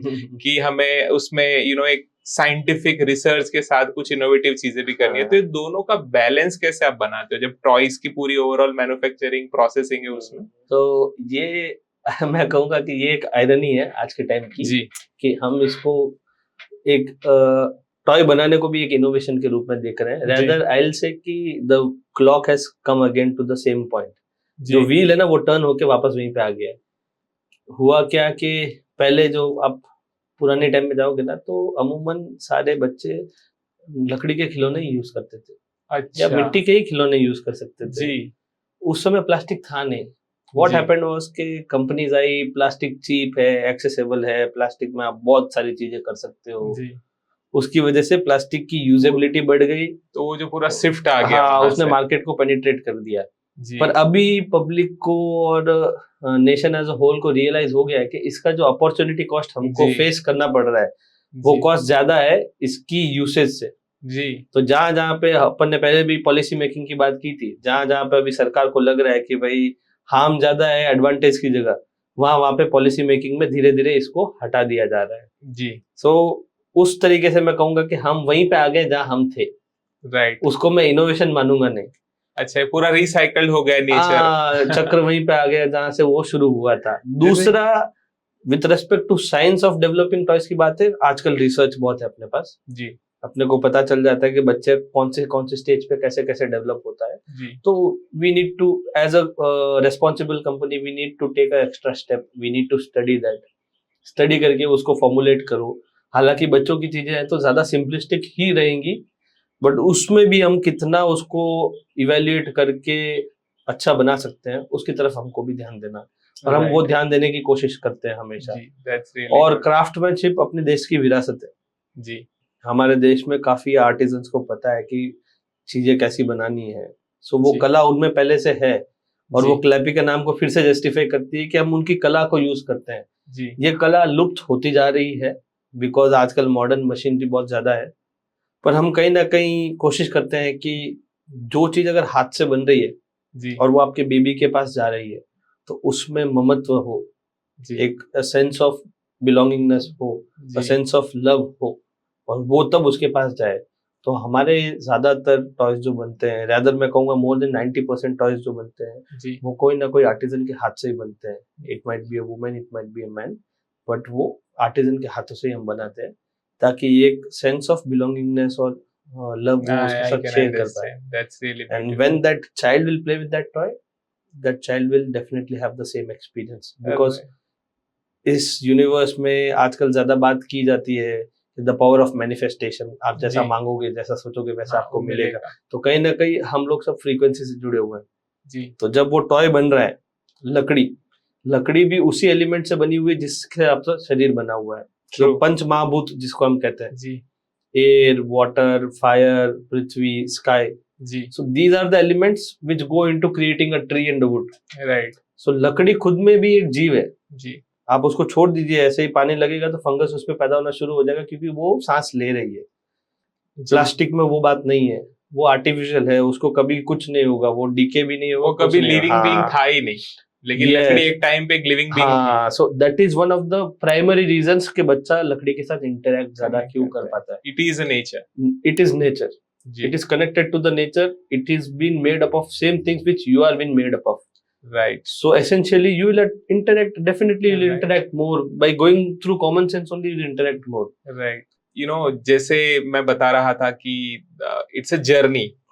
हम लोग पहले साइकिल चलाते थे, then we come to two wheelers, then we come to four wheelers, फिर हमने लग्जरियस कार तक आए, और अब वापस हम साइकिल चला रहे। Its entire journey. वैसे ही आई थिंक बच्चों के केस में भी है कि कहीं ना कहीं हमारी लाइफ में हमने प्लास्टिक को बहुत ज्यादा अडॉप्ट कर लिया। हाँ, बच्चे के खिलौने भी प्लास्टिक बेस्ड होने लगे, राइट। अब वापस हम वो रूटेड जो हमारा था उस पे वापस जा रहे हैं, लेकिन उसमें शायद एक ही मुझे लग रहा है कैच हो सकता है कि प्लास्टिक प्रोडक्ट्स या प्लास्टिक के खिलौने रिलेटिवली वुडन टॉयज से मे बी सस्ते हैं, और ऐसा लोग परसीव कर सकते हैं कि वुडन टॉयज है तो ये महंगे हो गए। So how would you tackle that? हाँ, तो इस चीज को मैं दो पार्ट्स में आपको आंसर करना चाहूंगा। जी first, wooden toys are generational toys. जी ये आपने आपके फर्स्ट बेबी को मान लीजिए दे दिए, तो वो टॉय रैदर टूटेगा कभी नहीं, बहुत ड्यूरेबल होते हैं, स्टर्डी होते हैं, जी। तो उनका अगेन वापस यूज आपके नेक्स्ट बेबी के टाइम आने ही वाला है। इट्स वेरी लॉन्ग लास्टिंग है, ड्यूरेबल है। सेकेंडली, अब जैसे फॉर एग्जांपल मैं एक आपको स्टोरी बताऊं, हमारे एक कस्टमर है, सूरत से है, I will not name them जी, बट हमने उनको वुडन वॉकर भेजा था, उनको बहुत पसंद आया, उन्होंने बहुत यूज किया। तो मेरा कहीं थोड़े टाइम पहले उनके साथ मिलना हुआ था जी मैंने कहा कि कैसे हो, they were one of the first customers of Clappy. जी so I with the view point of getting a feedback also, ऐसे मैं उनसे बात कर रहा था, तो जी। उन्होंने बहुत इंटरेस्टिंग चीज मुझे बताई कि प्रांजल भैया, मेरे पास प्लास्टिक का भी वॉकर था और आपका भी वॉकर था। प्लास्टिक का वॉकर तो कुछ इशू हुआ, उसका नीचे का कुछ टूट गया और वो हमने हाँ, वापस रिपेयर नहीं कराया। जी। और आपका वॉकर जो है अभी तक हमने 4 दोस्तों को भी दे दिया है, वो अभी भी यूज कर रहे हैं उसको। That's so you fantastic. Can see the effect कि वो कितना जी। यूज आता है। और इसमें एक और सेंसिटिव पॉइंट में जोड़ना चाहूंगा कि when you give a different perspective, जब आपका बच्चा प्लास्टिक को यूज कर रहा है, प्लास्टिक टॉयज को यूज कर रहा है, कुछ ना कुछ उसके शरीर को हार्म हो रहा है, जी एंड वुडन या नेचुरल टॉयज को यूज कर रहा है ना, तो वो आपके शरीर को लेके चल रहा है, उसमें हेल्थ बेनिफिट्स भी है। जी तो प्लास्टिक से कुछ ना कुछ हार्म होना तय है, किस तरीके से होगा I will not comment on that, I will not claim that, जी but end of the day अगर आपके बच्चे की बॉडी हेल्दी है, एक बार, दो बार, चार बार डॉक्टर के पास कम जा रहे हो, तो वो आपके मेडिकल एक्सपेंसेस भी एक तरीके से बिल्कुल in the long term you can think of it in that way that way also, also. वो बचेंगे। तो रेदर आपको वुडन टॉयज बहुत सस्ते पड़ेंगे, दूसरे कॉस्ट को आप कंपेयर करोगे तो उसके हिसाब से। प्रांजल जी, इसमें मैं जो मुझे समझ में आ रहा है पर्सनली, मैं ऐड ऑन कर सकता हूँ कि कैसे ये और हेल्पफुल है। अगर मैं उसको एनवायरनमेंट पॉइंट ऑफ व्यू से देखूं तो प्लास्टिक को रिसाइकल करना हमेशा एक बर्डन होता है, यस, है ना। गवर्नमेंट्स हो, जितने भी इंस्टीट्यूशन इस पे काम करते हैं कि कहाँ इतना सारा प्लास्टिक हम लोग कंज्यूम कर रहे हैं कि रिसाइकल करना। आई थिंक बड़े शहरों में हमने देखे बड़े बड़े पहाड़ खड़े हो जाते हैं जहाँ पे चीजें रिसाइकल नहीं होती। और अब जैसे खिलौने आपने बताया, वॉकर की एक एग्जाम्पल दिया, तो अब जो प्लास्टिक का फेंक दिया वो तो कहीं ना कहीं पड़ा होगा, कैसे रिसाइकल होगा कि नहीं होगा, वी डोंट नो। जबकि ये एक तो एनवायरनमेंट फ्रेंडली है, इसको लॉन्ग लास्टिंगली आप यूज कर सकते हो, दैट मीन्स कि रिसोर्स को कम कंज्यूम कर रहा है। एक ही खिलौना है जो मल्टीपल टाइम मल्टीपल बच्चे खेल सकते हैं, राइट। सो एनवायरनमेंट के लिए बहुत अच्छा है क्योंकि इसमें बहुत ज्यादा और प्रोडक्शन नहीं हो रहा है। सेकेंडली रिसाइकल करना बहुत इजी है, लकड़ाई है basically. So in that part अगर हम देखें तब भी ये as a country, as an on this planet, हम हमेशा कोशिश करते हैं ना कि भाई हम एनवायरनमेंट फ्रेंडली चीजें अपनाया करें। तो using wooden toys would be a great thing, right? Yes yes yes, definitely. So parents and everyone need हमेशा हर चीज को अलग अलग पर्सपेक्टिव से देखने से अपने को उसमें एनलाइटनमेंट मिलता है। तो इस पर्सपेक्टिव से देखेंगे तब पेरेंट्स को भी समझ में आएगा कॉस्ट डिफरेंस या वैल्यू फॉर मनी क्या चीज है। सो प्रांजल जी, जब हम टॉयज की बात करी, हमने उसके ओवरऑल साइंस की बात करी, मैं कुछ बात पेरेंटिंग पे आपसे करना चाहता हूँ। क्योंकि देखिए, जो बच्चा है, जो बेबी है, वो तो इसको यूज कर रहा है, उसके साथ खेल रहा है, बट वो बायर नहीं है, है ना, डिसीजन मेकर नहीं है, वो पेरेंट्स है। तो before we talk about toys, क्योंकि आप एजुकेटर भी रहे हो, तो मुझे पहले तो बताओ कि हम हमारे कंट्री के कॉन्टेक्स्ट में देखें तो पेरेंट्स की क्या माइंडसेट होता है, और आपकी नजर में एक सही पेरेंटिंग क्या होनी चाहिए? तो मैं आपको इसको कॉन्सेप्चुअलाइज करके बताऊंगा। जी जी जी। आप एजुकेटर है तो मैं समझ सकता हूँ कि आप हर चीज को स्टेप्स में 1 2 3 करके कंसेप्टलाइज करके, that's a really good thing. I think viewers के लिए भी बड़ा इजी होगा इस चीज को समझना। Yes, so parenting is a journey जी। तो और जर्नी में अप्स एंड डाउन्स आने ही वाले हैं। सो रेदर हमको पेरेंटिंग को जिस भी रूप में हम देखना चाहें जी, ठीक है, या पेरेंट्स भी देखना चाहें, तो उनको एक चीज ध्यान रखनी चाहिए कि भाई एंड ऑफ द डे हमारा डेस्टिनेशन क्या है, what kind of child we want जी। सो उस चीज को आजकल लर्निंग के आउटकम में बहुत ज्यादा देखा जाता है। Rather we must see it in the form of holistic development. Hindi में कहूंगा तो मैं सर्वांगीण विकास के तरीके से देखना बहुत जरूरी है। अगर आप उसको होलिस्टिक डेवलपमेंट में देखोगे, देन यू विल सी कि बच्चे का हर एक एस्पेक्ट, तो उस समय क्या हो रहा है, जब बच्चा पैदा होके आया है, उसका डेवलपमेंट शुरू है ना, तो उसकी संरचना हो रही है जी। You are building a kid, जो आप दोगे वो ग्रहण करेगा, उसका आउटकम फिर उसके कैरेक्टरिस्टिक्स में, फिजिकल डेवलपमेंट में, बिहेवियर में अलग अलग तरीके से। So what you desire from your child is what you have to give it to your child. इसको कहते हैं सर्व एंड टेक रिलेशनशिप। आप जो सर्व करोगे वो आपको वापस मिलेगा। तो पेरेंट्स को सबसे पहले यही डिसाइड कर लेना है कि भाई मुझे कैसा मेरे बच्चे से बिहेवियर चाहिए, मुझे मेरे बच्चे से कैसा क्या कहते हैं कैरेक्टरिस्टिक डेवलप करना है, मेरा बच्चा सच बोलना चाहिए या नहीं चाहिए, मेरे बच्चा बहुत ज्यादा शॉर्ट टेम्पर्ड होना चाहिए या नहीं चाहिए, because the child doesn't know what is temper, what is being angry. The child learns from imitation, imagination and observation जी। सो उसने कहीं ना कहीं आपको वो चीज करते हुए ऑब्जर्व किया होगा। रेदर अ पेरेंट, ज्यादातर पेरेंट्स को ऑब्जर्व करते हैं बच्चे, because they are familiar to them. तो उससे उसने ग्रहण करके सीखा होगा। तो पेरेंट्स को ये चीज पे फोकस करना चाहिए कि what we want from the child. When you are clear about what you want, your behaviour towards your child will be in that manner, and make it a point कि आप आपके बच्चे को रोज एक सेट ऑफ टाइम दो, वो उतना time देके उसके साथ टाइम स्पेंड करो। तो आगे जाके आजकल अपन सुनते हैं ना, बच्चे पेरेंट्स से अलग हो गए, माँ बाप की बात नहीं सुनते, सामने बोलता है, बिहेवियर में इश्यूज है। So these all issues need to be tackled at the very base जी, क्योंकि तभी उसके बच्चे में संस्कार आ रहे हैं, मॉरल वैल्यूज आ रही है, बिहेवियरल एस्पेक्ट्स आ रहे हैं। आजकल क्या है कि सोशल मीडिया आ गया है, बिल्कुल। सो रील्स देखते हुए हर 20 सेकंड में बच्चा एक नया इमोशन देख रहा है। Absolutely right. रील्स उसी तरीके से इम्पैक्ट करिए, मोबाइल हाथ में होना दूसरी बात है, पर इमोशनल इम्बैलेंस जो क्रिएट हो रहा है अपने शरीर में हार्मोन्स को लेके, 20 सेकंड्स आपने हंसते हुए किसी को देख लिया, कट टू नेक्स्ट 20 सेकंड्स आपने रोते हुए देख लिया, कट टू नेक्स्ट 20 सेकंड आपने थ्रिल देख लिया, तो शरीर को भी इन चीजों को बैलेंस करना बहुत ज्यादा मुश्किल हो जाता है। इसी की वजह से शॉर्ट टेम्पर्डनेस बच्चों में आ रही है, इसी की वजह से जो कॉन्सेंट्रेशन टाइम होता है ना जी, बहुत गिर गया है अभी। क्यों? अटेंशन स्पैन जो हम कहते हैं बहुत डाउन है, right. Why? This is the reason कि we are seeing lots of emotion in a very small amount of time. True. So that creates havoc in your body.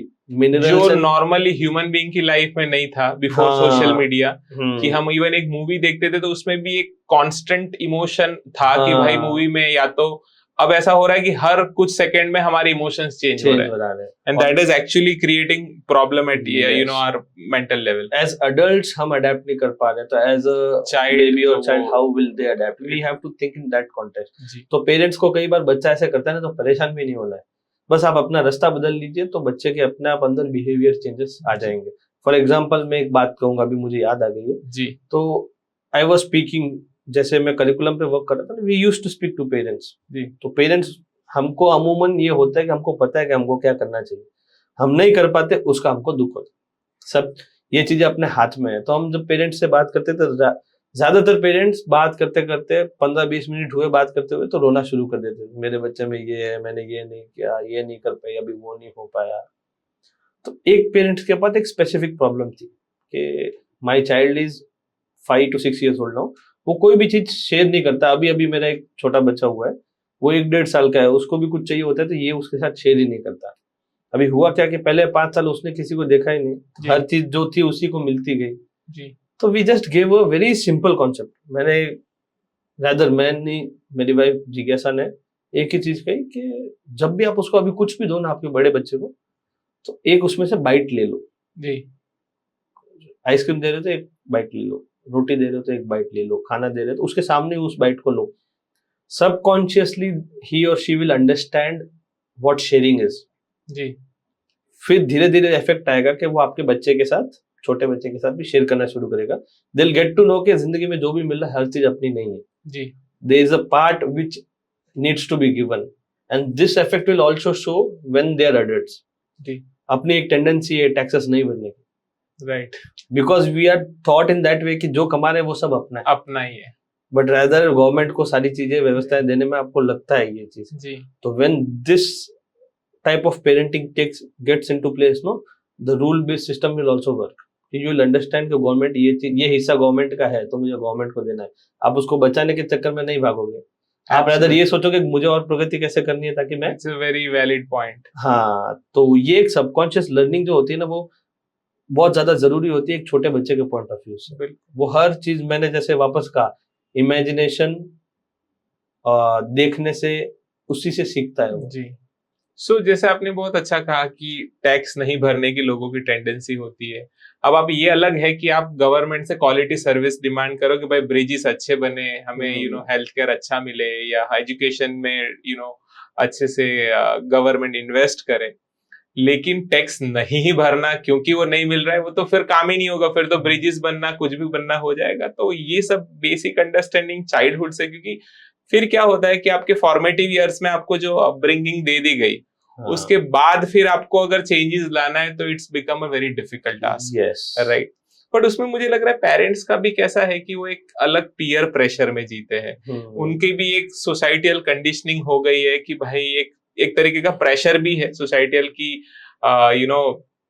बच्चों को ये करवाना है, बच्चों को ऐसा बनाना है, कुछ सेट नॉर्म्स हो गए है ना। तो वो एक जो लॉजिकल या कॉन्शियस पेरेंटिंग होनी चाहिए वो नहीं हो पा रही है।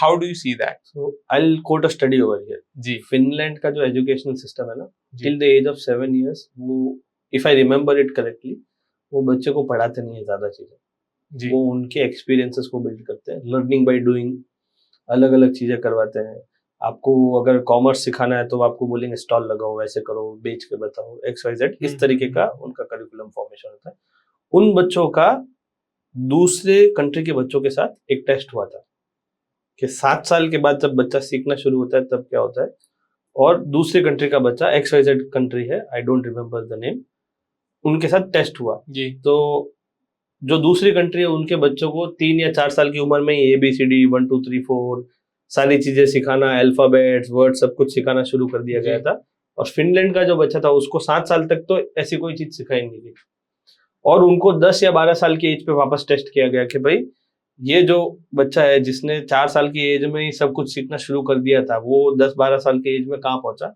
और ये इस बच्चे ने 7th के बाद शुरू किया था वो अभी 10-12 साल की एज में कहाँ पहुंचा तो यू विल बी सरप्राइज्ड कि फिनलैंड वाला जो बच्चा था ना ही was miles ahead of the other child जी why because approach was built जी।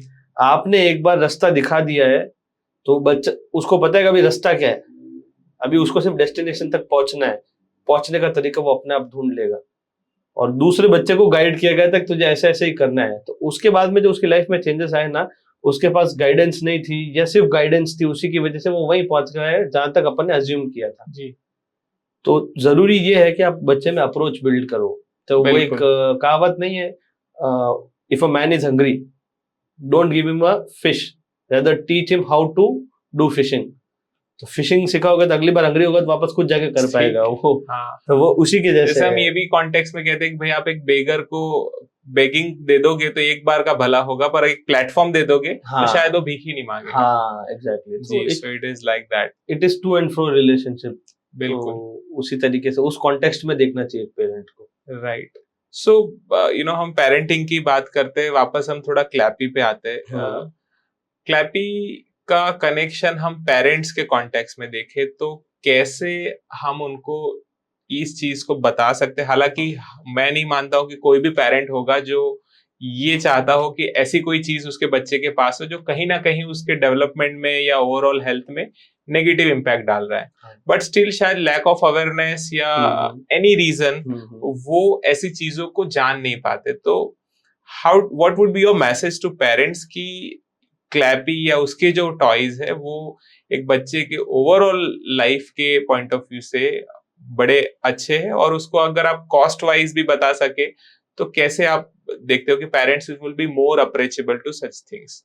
हाँ सो बेसिकली कॉस्ट वाइज जैसे मैंने बताया था दीज आर जनरेशनल टॉयज जी इनका बार बार यूज होगा जी। सेकेंडली एक मेडिकल इम्पैक्ट से भी देखें तो हाँ वहां भी नेचुरल आपका चीजें cost आप यूज saving होगा। करोगे तो कहीं ना कहीं आपका कॉस्ट सेविंग होगा।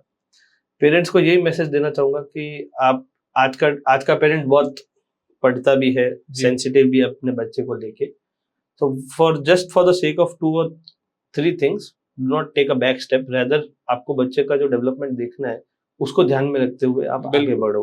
बिल्कुल सो जैसे if there would be something जो क्लैपी बच्चे को भी बोल सके जी वो मैं अगर कहना चाहूँ ना तो वो वाली बात भी होगी कि बच्चे के साथ मैं क्या बात करना चाहता हूँ। जी for example I am Clappy and I am talking to a kid so basically आप ये बता रहे हैं कि अगर आप क्लैपी हो और आपको अगर बच्चे से बात करनी है तो आप क्या करोगे? हाँ जी so I am as a Clappy I am here to help you not to rush you. ठीक है अच्छा ठीक है I am here to challenge you to think and explore. अच्छा touch me throw me eat me I am safe. ठीक touch me throw me eat me I am safe because for the purpose of your development you do not need batteries you need belief. Wow that's a nice lines. So in that way Clappy is not just for the sake of play just to play. I am here in the journey with you मैं आपके बिल्कुल। साथ वो journey में साथ में हूँ, आप जैसे जैसे develop So it's more like a companion. Yes yes yes जी। So that is open ended play, right?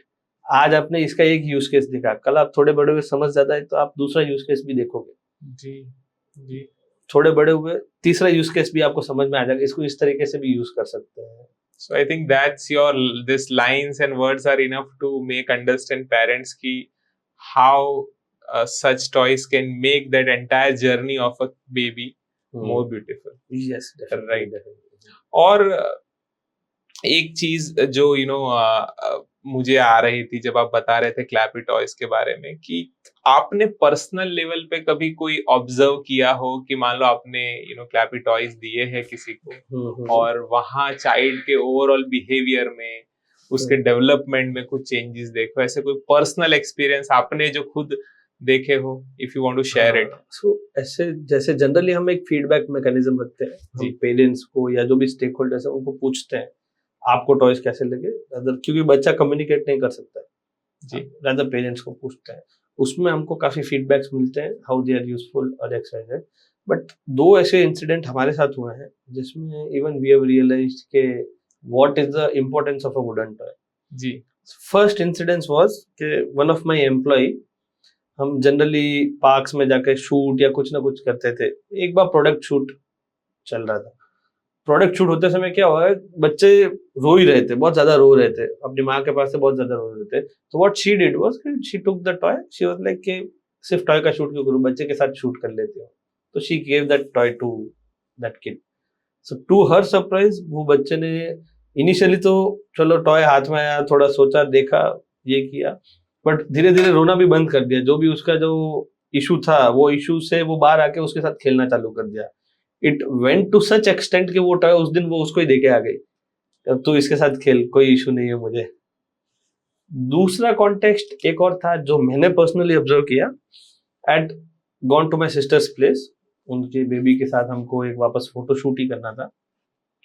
हम घर पहुंचे, he was surrounded by many toys, 9 महीने से 12 महीने की उसकी एज होगी शायद, काफी टॉयज उनके घर पे थे क्योंकि उसके भाई के भी टॉयज थे सारे।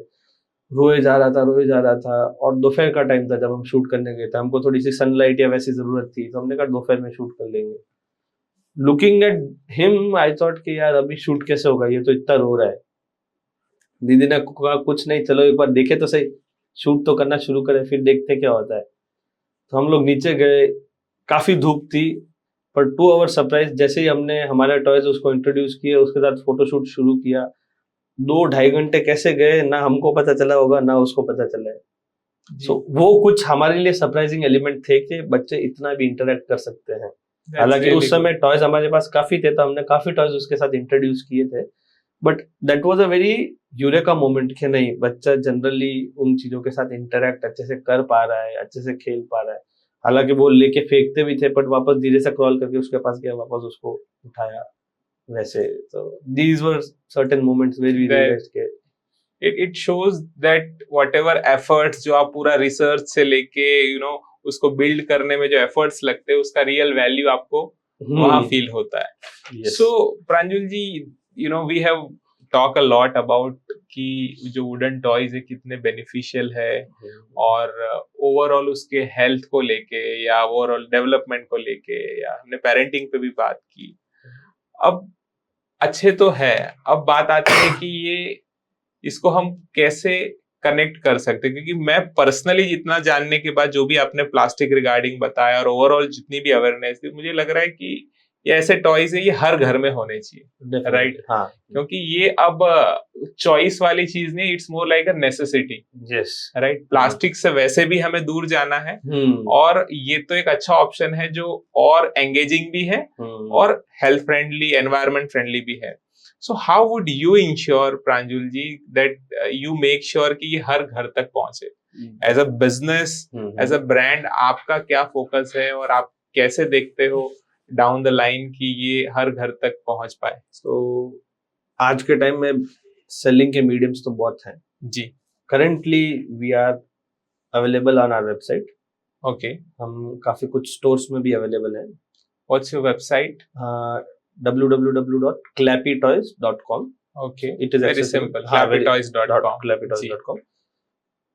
इंडिया के छोटे छोटे डिफरेंट स्टोर्स में भी अवेलेबल है, and we are soon to be listed on Amazon, Flipkart and other e That's commerce wonderful. Platform. So बड़ा easy access हो हाँ, जाएगा. इजी एक्सेस ओपन हो जाएगा क्योंकि हमारी काफी चीजें कवर हो गई है, तो विल बी सून. अगर टॉयज के रेंज ऑफ प्रोडक्ट की बात करें तो हमारे पास कितने हैं सो अभी? हमारे पास कम से कम आज के टाइम में मोर देन 80 SKUs है, ओके बट उनको कई बार कैटेगराइज कर सकते हैं कुछ डिजाइन के फॉर्मेट में भी, जी, बट वी हैव मोर और less 80 SKUs that's big. And range starts from 150 rupees only. Okay, it's हाँ. नॉट दैट, मतलब जो हम जितना बेनिफिट्स और ओवरऑल इतनी बात कर रहे हैं I think for last 1.5 hour, but देखा जाए तो कंपैरेटिवली इतने महंगे भी नहीं है. हाँ, जो एक नजरिए से देखोगे तो आपको महंगे नहीं होंगे वो. जी, आप जैसे जैसे यूज करोगे, इट इज जस्ट के एक बार आइस ब्रेक होनी बहुत जरूरी है. जैसे बिल्कुल. एक बार आइस ब्रेक हो जाएगी, हमारा कम्युनिकेशन स्ट्रांग हो जाएगा पेरेंट्स के सामने, then it will not be. I think more than anything मुझे लग रहा है कि जो प्लास्टिक बेस्ड टॉयज है उससे बियॉन्ड हटके सिर्फ देखने की जरूरत है, हाँ, and then people will find कि ऐसे ऑप्शंस अवेलेबल है. Yes, Right. yes. So if I say 20 year down the line, where Mhm. do you see Clappy Toys, right? आपका क्या अपना विजन है, और हम कैसे देखें कि after 15-20 years कहाँ होगा Clappy Toys? So 20 years, rather a very big It's a- journey yes. must have been completed. 20 साल की जर्नी. तो एक तो हमारा मोटिव बहुत क्लियर है, we want to eradicate plastic from the first 1000 days of a child's life. जी, वो बहुत क्लियर मोटिव है. जी, सेकेंडली एक हम देखेंगे कि काफी फैमिलीज तक अगर हम पहुंच पाए हैं तो वो हमारे लिए एक बहुत बड़ा सक्सेस होगा कि एक जनरेशन को हमने प्लास्टिक से दूर रखा है. अगर एक जनरेशन को हमने रखा है तो 20 साल बाद वो भी बड़े हो गए होंगे, सून टू बी पेरेंट्स होंगे, तो वो दूसरी जनरेशन को भी बहुत अच्छे से इम्पैक्ट कर पाएंगे. अगर उनको तब याद आए कि नहीं, मुझे मेरे बच्चे को भी नेचुरल टॉयज देने हैं या वुडन टॉयज देने हैं, so that will be the true value of our success. Ji, Okay, we have shifted one generation and now on the thing has been taken care of. right. वो चीज अभी आगे चली जा रही है कि भाई वो जिन्होंने हमारे टॉय यूज कर रहे थे उन्होंने अपने बच्चों को Next भी generation, it more like a legacy. हाँ, legacy toys. Legacy carry forward कर पाए तो जी, that will be true success. right. That's a wonderful thing. हाँ, और एक कम्युनिटी को हम एज अ होल इम्पैक्ट कर पाए. आई थिंक पुराने जमाने में आपको पता होगा तो बहुत ड्यूरेबल क्लोथ्स आते थे. आज के टाइम में तो आप 5-6 बार पहनो इट्स ओवर. हाँ, तो बहुत सारी मैंने स्पेशली मेरे सिस्टर को देखा है कि दादी की साड़ी पहनते हुए, हाँ, and it gives a different feeling and emotion. So just like that, अगर ये टॉयज इतने हाईली ड्यूरेबल है तो जनरेशनली ये यूज हो, I think that creates a different impact. yes, and see, it has a emotional aspect also. जी, कि my wife who was involved with me in conceptualizing Clappy, he's her brain child. जी, मैं उसमें साथ में था, पर सोच जो दी उन्होंने दी थी, जी, निर्णय जो किया था, डिसीजन जो लिया था उन्होंने लिया था कि we have to move in this direction only. So we started moving So in. just sorry to interrupt, but आपने बताया कि उन्होंने दी थी, right? So I just want to know about what happened to her, yeah, anything, because just the way you narrate, Yes. You want to share anything if you are okay with it? Yes. So Clappy की journey लगभग 3 साल पुरानी है. जी, हमने कुछ conceptualise किया. She gave the idea. She started working on it. I started working on with her only.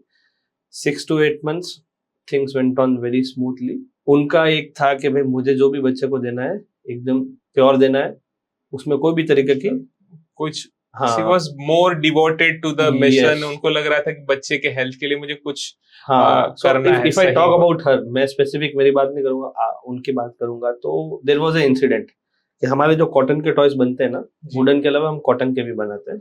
Okay. तो हमारे एक आंटी है जो टॉयज बनाते थे, वो उस दिन टॉयज बना के लेके आए थे. तो when she was delivering the toys, जिज्ञासा नोटिस्ड कि वो थोड़े से परेशान है या गुस्से में है.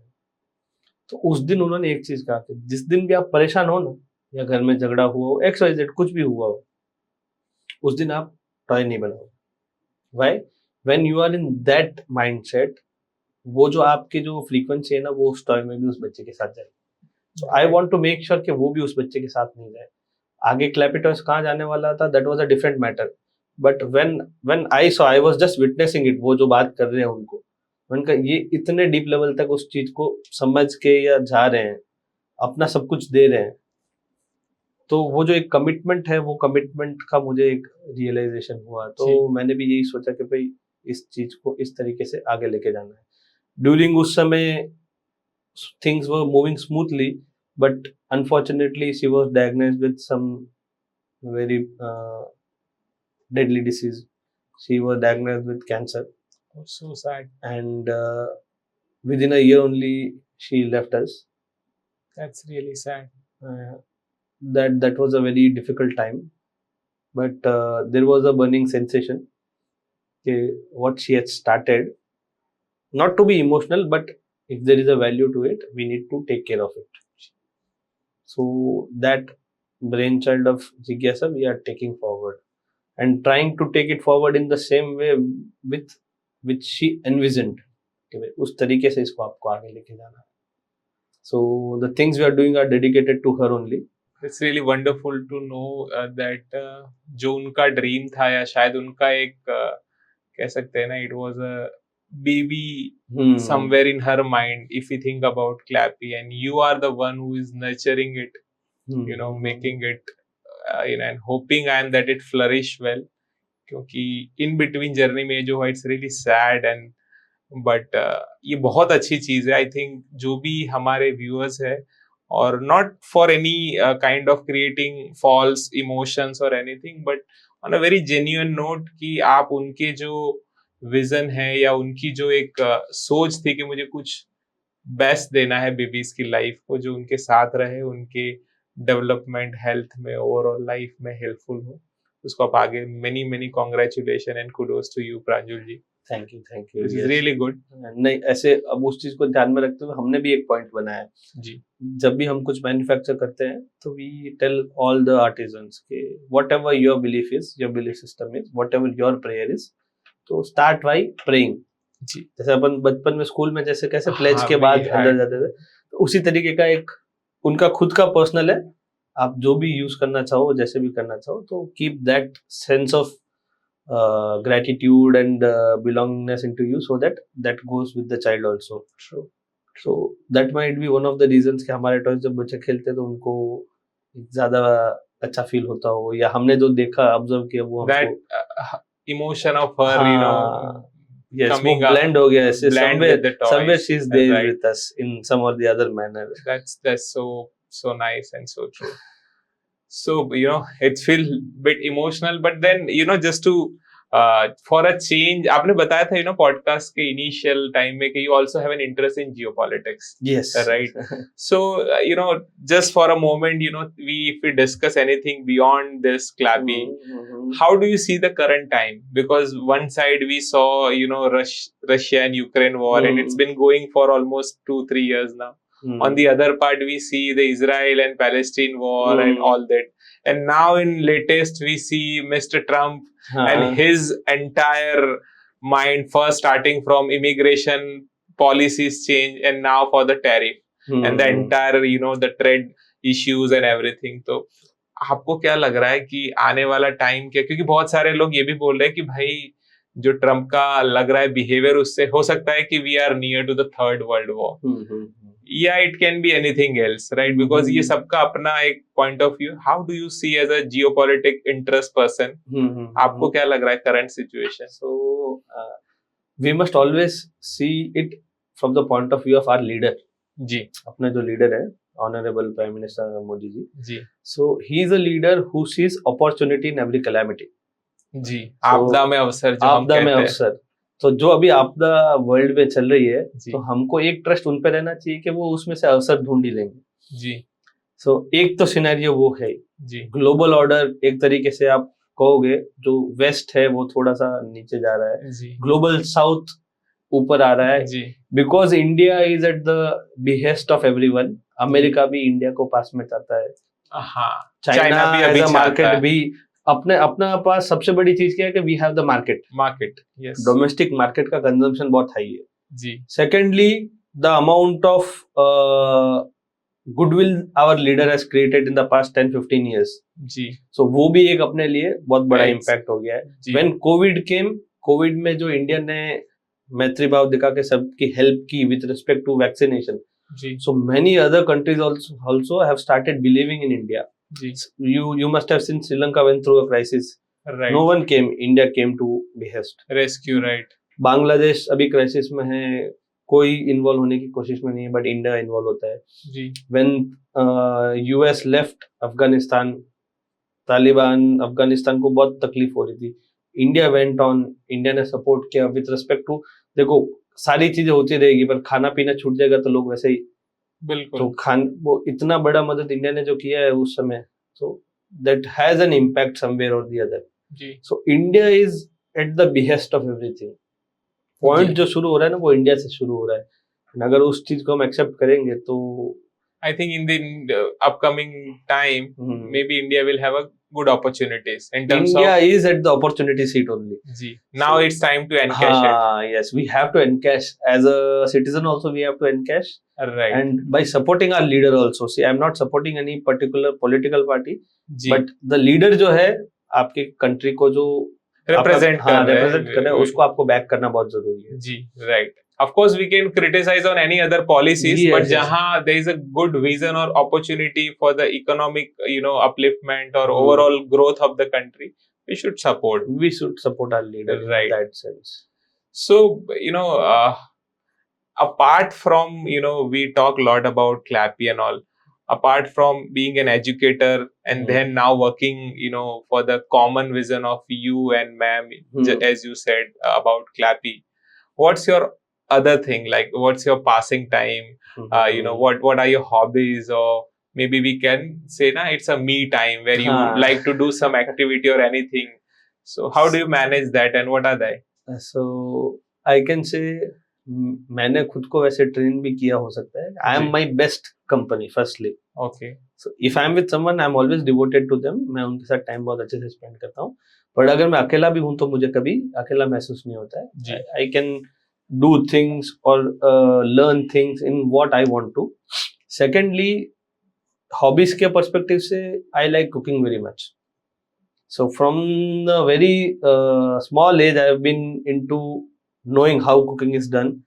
मैं जब भी कोई रेस्टोरेंट में जाता था, अगर मेरे फादर के फ्रेंड है, वो हमारा टाउन जैसे सिमिलरली बहुत छोटा था, तो we used to know each other very nicely. तो वो अंकल पापा के फ्रेंड ही थे. तो रेस्टोरेंट में हमने कुछ ऑर्डर किया ना, वो मैं चिट्ठी लेके सीधा किचन में जाता था कि ये बन कैसे रहा है, मुझे वो भी देखना है. जी. तो वैसे वैसे कुकिंग में इंटरेस्ट बढ़ता गया. तो कुकिंग मेरी बहुत लॉन्ग टाइम हॉबी है. सेकेंडली मुझे पढ़ना बहुत अच्छा लगता है. आज भी जैसा मैंने पहले भी कहा कि रोज I make it a point 10 to 15 pages I read. It may be whatever but I try to read. And cricket of course जो आपने पहले बताया था, that is something you just play, watch everything. Yes, right? yes. Cricket, movies, so other passing times to travel karna, those are all common, but cooking is something which is very close to my heart. Right. So in IPL we say which is the team you just follow and cheers for? IPL actually initially I used to cheer for Kolkata Knight Riders. Ji. Now I am just for the game. I think we both are same on this part because earlier when it started in 2008 and that because of Shah Rukh Khan and then Gautam Gambhir's team and everything, I used to also support KKR, but now I'm just IPL is more about now just have a fun more than supporting or making that spirit of team and all, just enjoy the game. बस जब जिसमें मजा आ रहा है wicket गिरे तो wicket में मजा ले रहे हैं, सिक्स लग रही है तो उसमें मजा ले लो. बस now it has become in that way around. Yes. Right. So coming back Pranjul ji, क्योंकि एक चीज जो मुझे सबसे अच्छी लग रही है which is the highlighted part of our podcast कि एक बहुत अच्छे पर्पस ड्रिवन बिजनेस को आप रन कर रहे हो. ऑफ कोर्स बिजनेस का एक कंपोनेंट होता है profit, but that is not the core of your vision, क्योंकि आप एक अच्छी चीज लेके जा रहे हो which is very much connected to a baby's life. तो मुझे एक चीज लग रही है क्योंकि हम इंडिया इज बोलते हैं, India is a we are the people who always like to be more and more social, right? तो हमारे यहाँ तो छोटे मोटे फंक्शंस हो गए, कनेक्शन, हम लोग मिलते रहते हैं।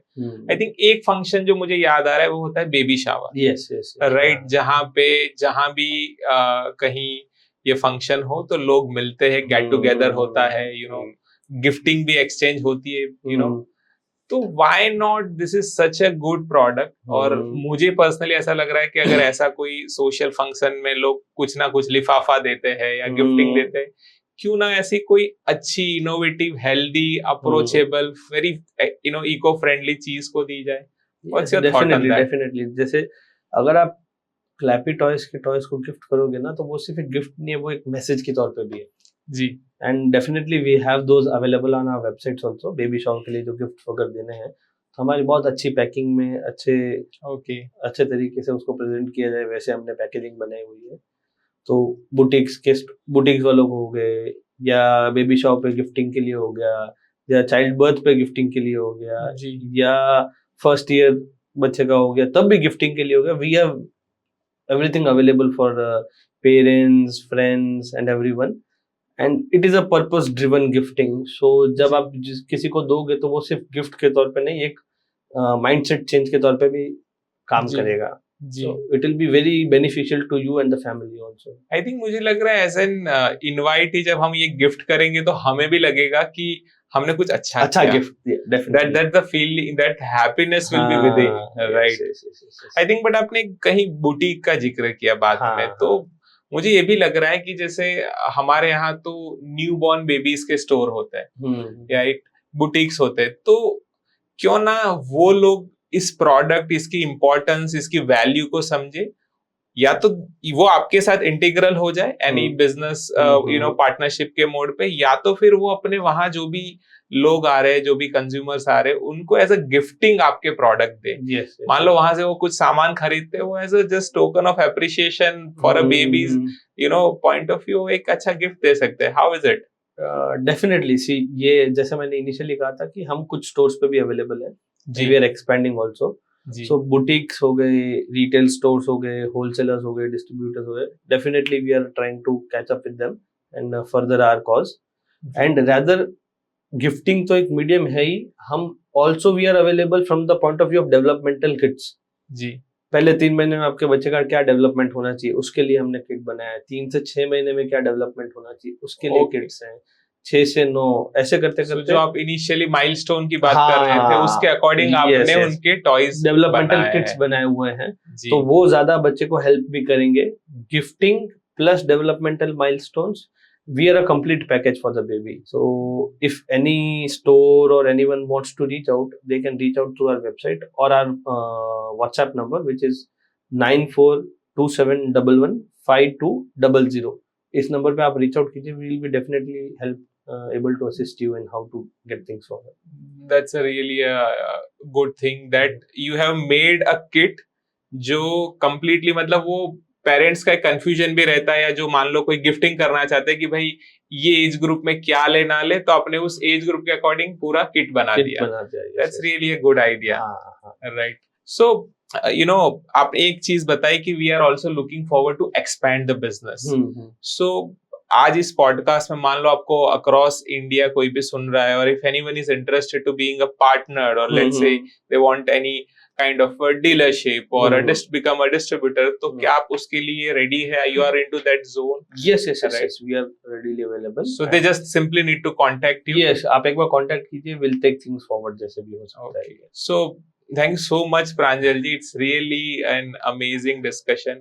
The best part, bringing your spouse vision in a long term way and creating such a product जो not only making life healthy but also at the same time it helping the development of the baby. Yes. So बहुत अच्छी चीज है। Any special message you have lastly before we end the podcast, जो parents को या overall जो भी हमारे viewers listeners है कि क्यों वो क्लैपी टॉयज के साथ जुड़े by any means, whether just by taking a toy or being a partner, distributor or anyone, why they should be with Clappy Toys? So Clappy in itself is a purpose, and purpose का भाग बनना at the very initial level supports the whole ecosystem. जी एक तो मैं कहूँगा कि हमारा जो पर्पस है वो पर्पस यूनिवर्सल पर्पस है। प्लास्टिक को लेके काफ़ी रिसर्च और काफ़ी स्टडीज सिंगल यूज प्लास्टिक को ओशनोग्राफी में XYZ जगह पब्लिश हो रही है। जी तो you must always get attached to a purpose. So we are coming with that purpose. You can attach with that purpose. Parents को लेके मेरे पास एक स्पेशल मैसेज भी है जी कि क्लैपी से क्यों जुड़े या नहीं जुड़े उसको लेके नहीं, बट पेरेंट्स के लिए मेरे पास स्पेसिफिकली ओवरऑल पेरेंटिंग को लेके आप पेरेंटिंग बताना के चाह लिए रहे हैं। मैसेज जी है। जरूर। सो जब भी बच्चे का डेवलपमेंट होता है उसको एक विकास की दृष्टि से देखा गया है कि पंचकोश विकास कहते हैं। 5 अलग अलग तरीके हैं जिसमें एक पेरेंटिंग या एक बच्चे का डेवलपमेंट जो आ जाता है। पहला होता है अन्नमय, जी दूसरा होता है प्राणमय जो वाइटल एनर्जी का फ्लो होता है, जी थर्ड होता है मनोमय मेंटल हेल्थ, ठीक है, फोर्थ होता है विज्ञानमय इंटेलेक्चुअल, जी फिफ्थ होता है आनंदमय जो होता है spiritual.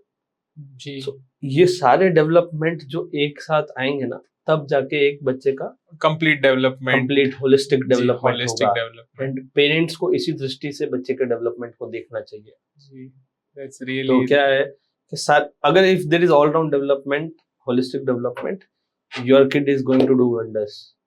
But if you start focusing on the single part तो there can be a issue. Right.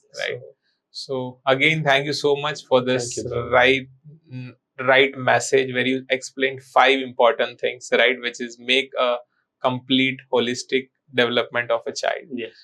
So lastly I want to know आपका कैसा एक्सपीरियंस रहा हमारे साथ, मेरी टीम के साथ द एसेंस पॉडकास्ट में आप आए। ओवरऑल आपका जो एक्सपीरियंस है। सो एसेंस पॉडकास्ट की एक अच्छी चीज मुझे सबसे पहले ये लगी कि you try to understand what are businesses, जी व्हाट आर पर्पसेस। आपने दोनों चीजों को समझ के क्वेश्चंस है जो भी जी। चीजें हैं आपने फ्रेम की और आपके क्वेश्चंस आए तो वो एक बहुत अच्छा बैलेंस बन जाता है किसी जी। भी पॉडकास्टिंग पर्सन के लिए।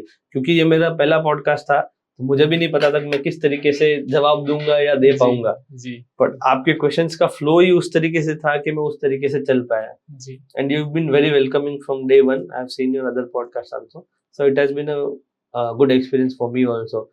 एंड सेकेंडली हमने एक ही बार में पूरा फ्लो जी। So that is my role being a host. I want to be make it more fluid, more easy कि गेस्ट को ये लगे ही नहीं कि एक पॉडकास्ट चालू है और सब बात कह दे जो उनके लिए उनके दिल में है, उनके मन में है, वो उनके ब्रांड के बारे में हो, अपने बारे में हो या anything else they want to share, right? Exactly.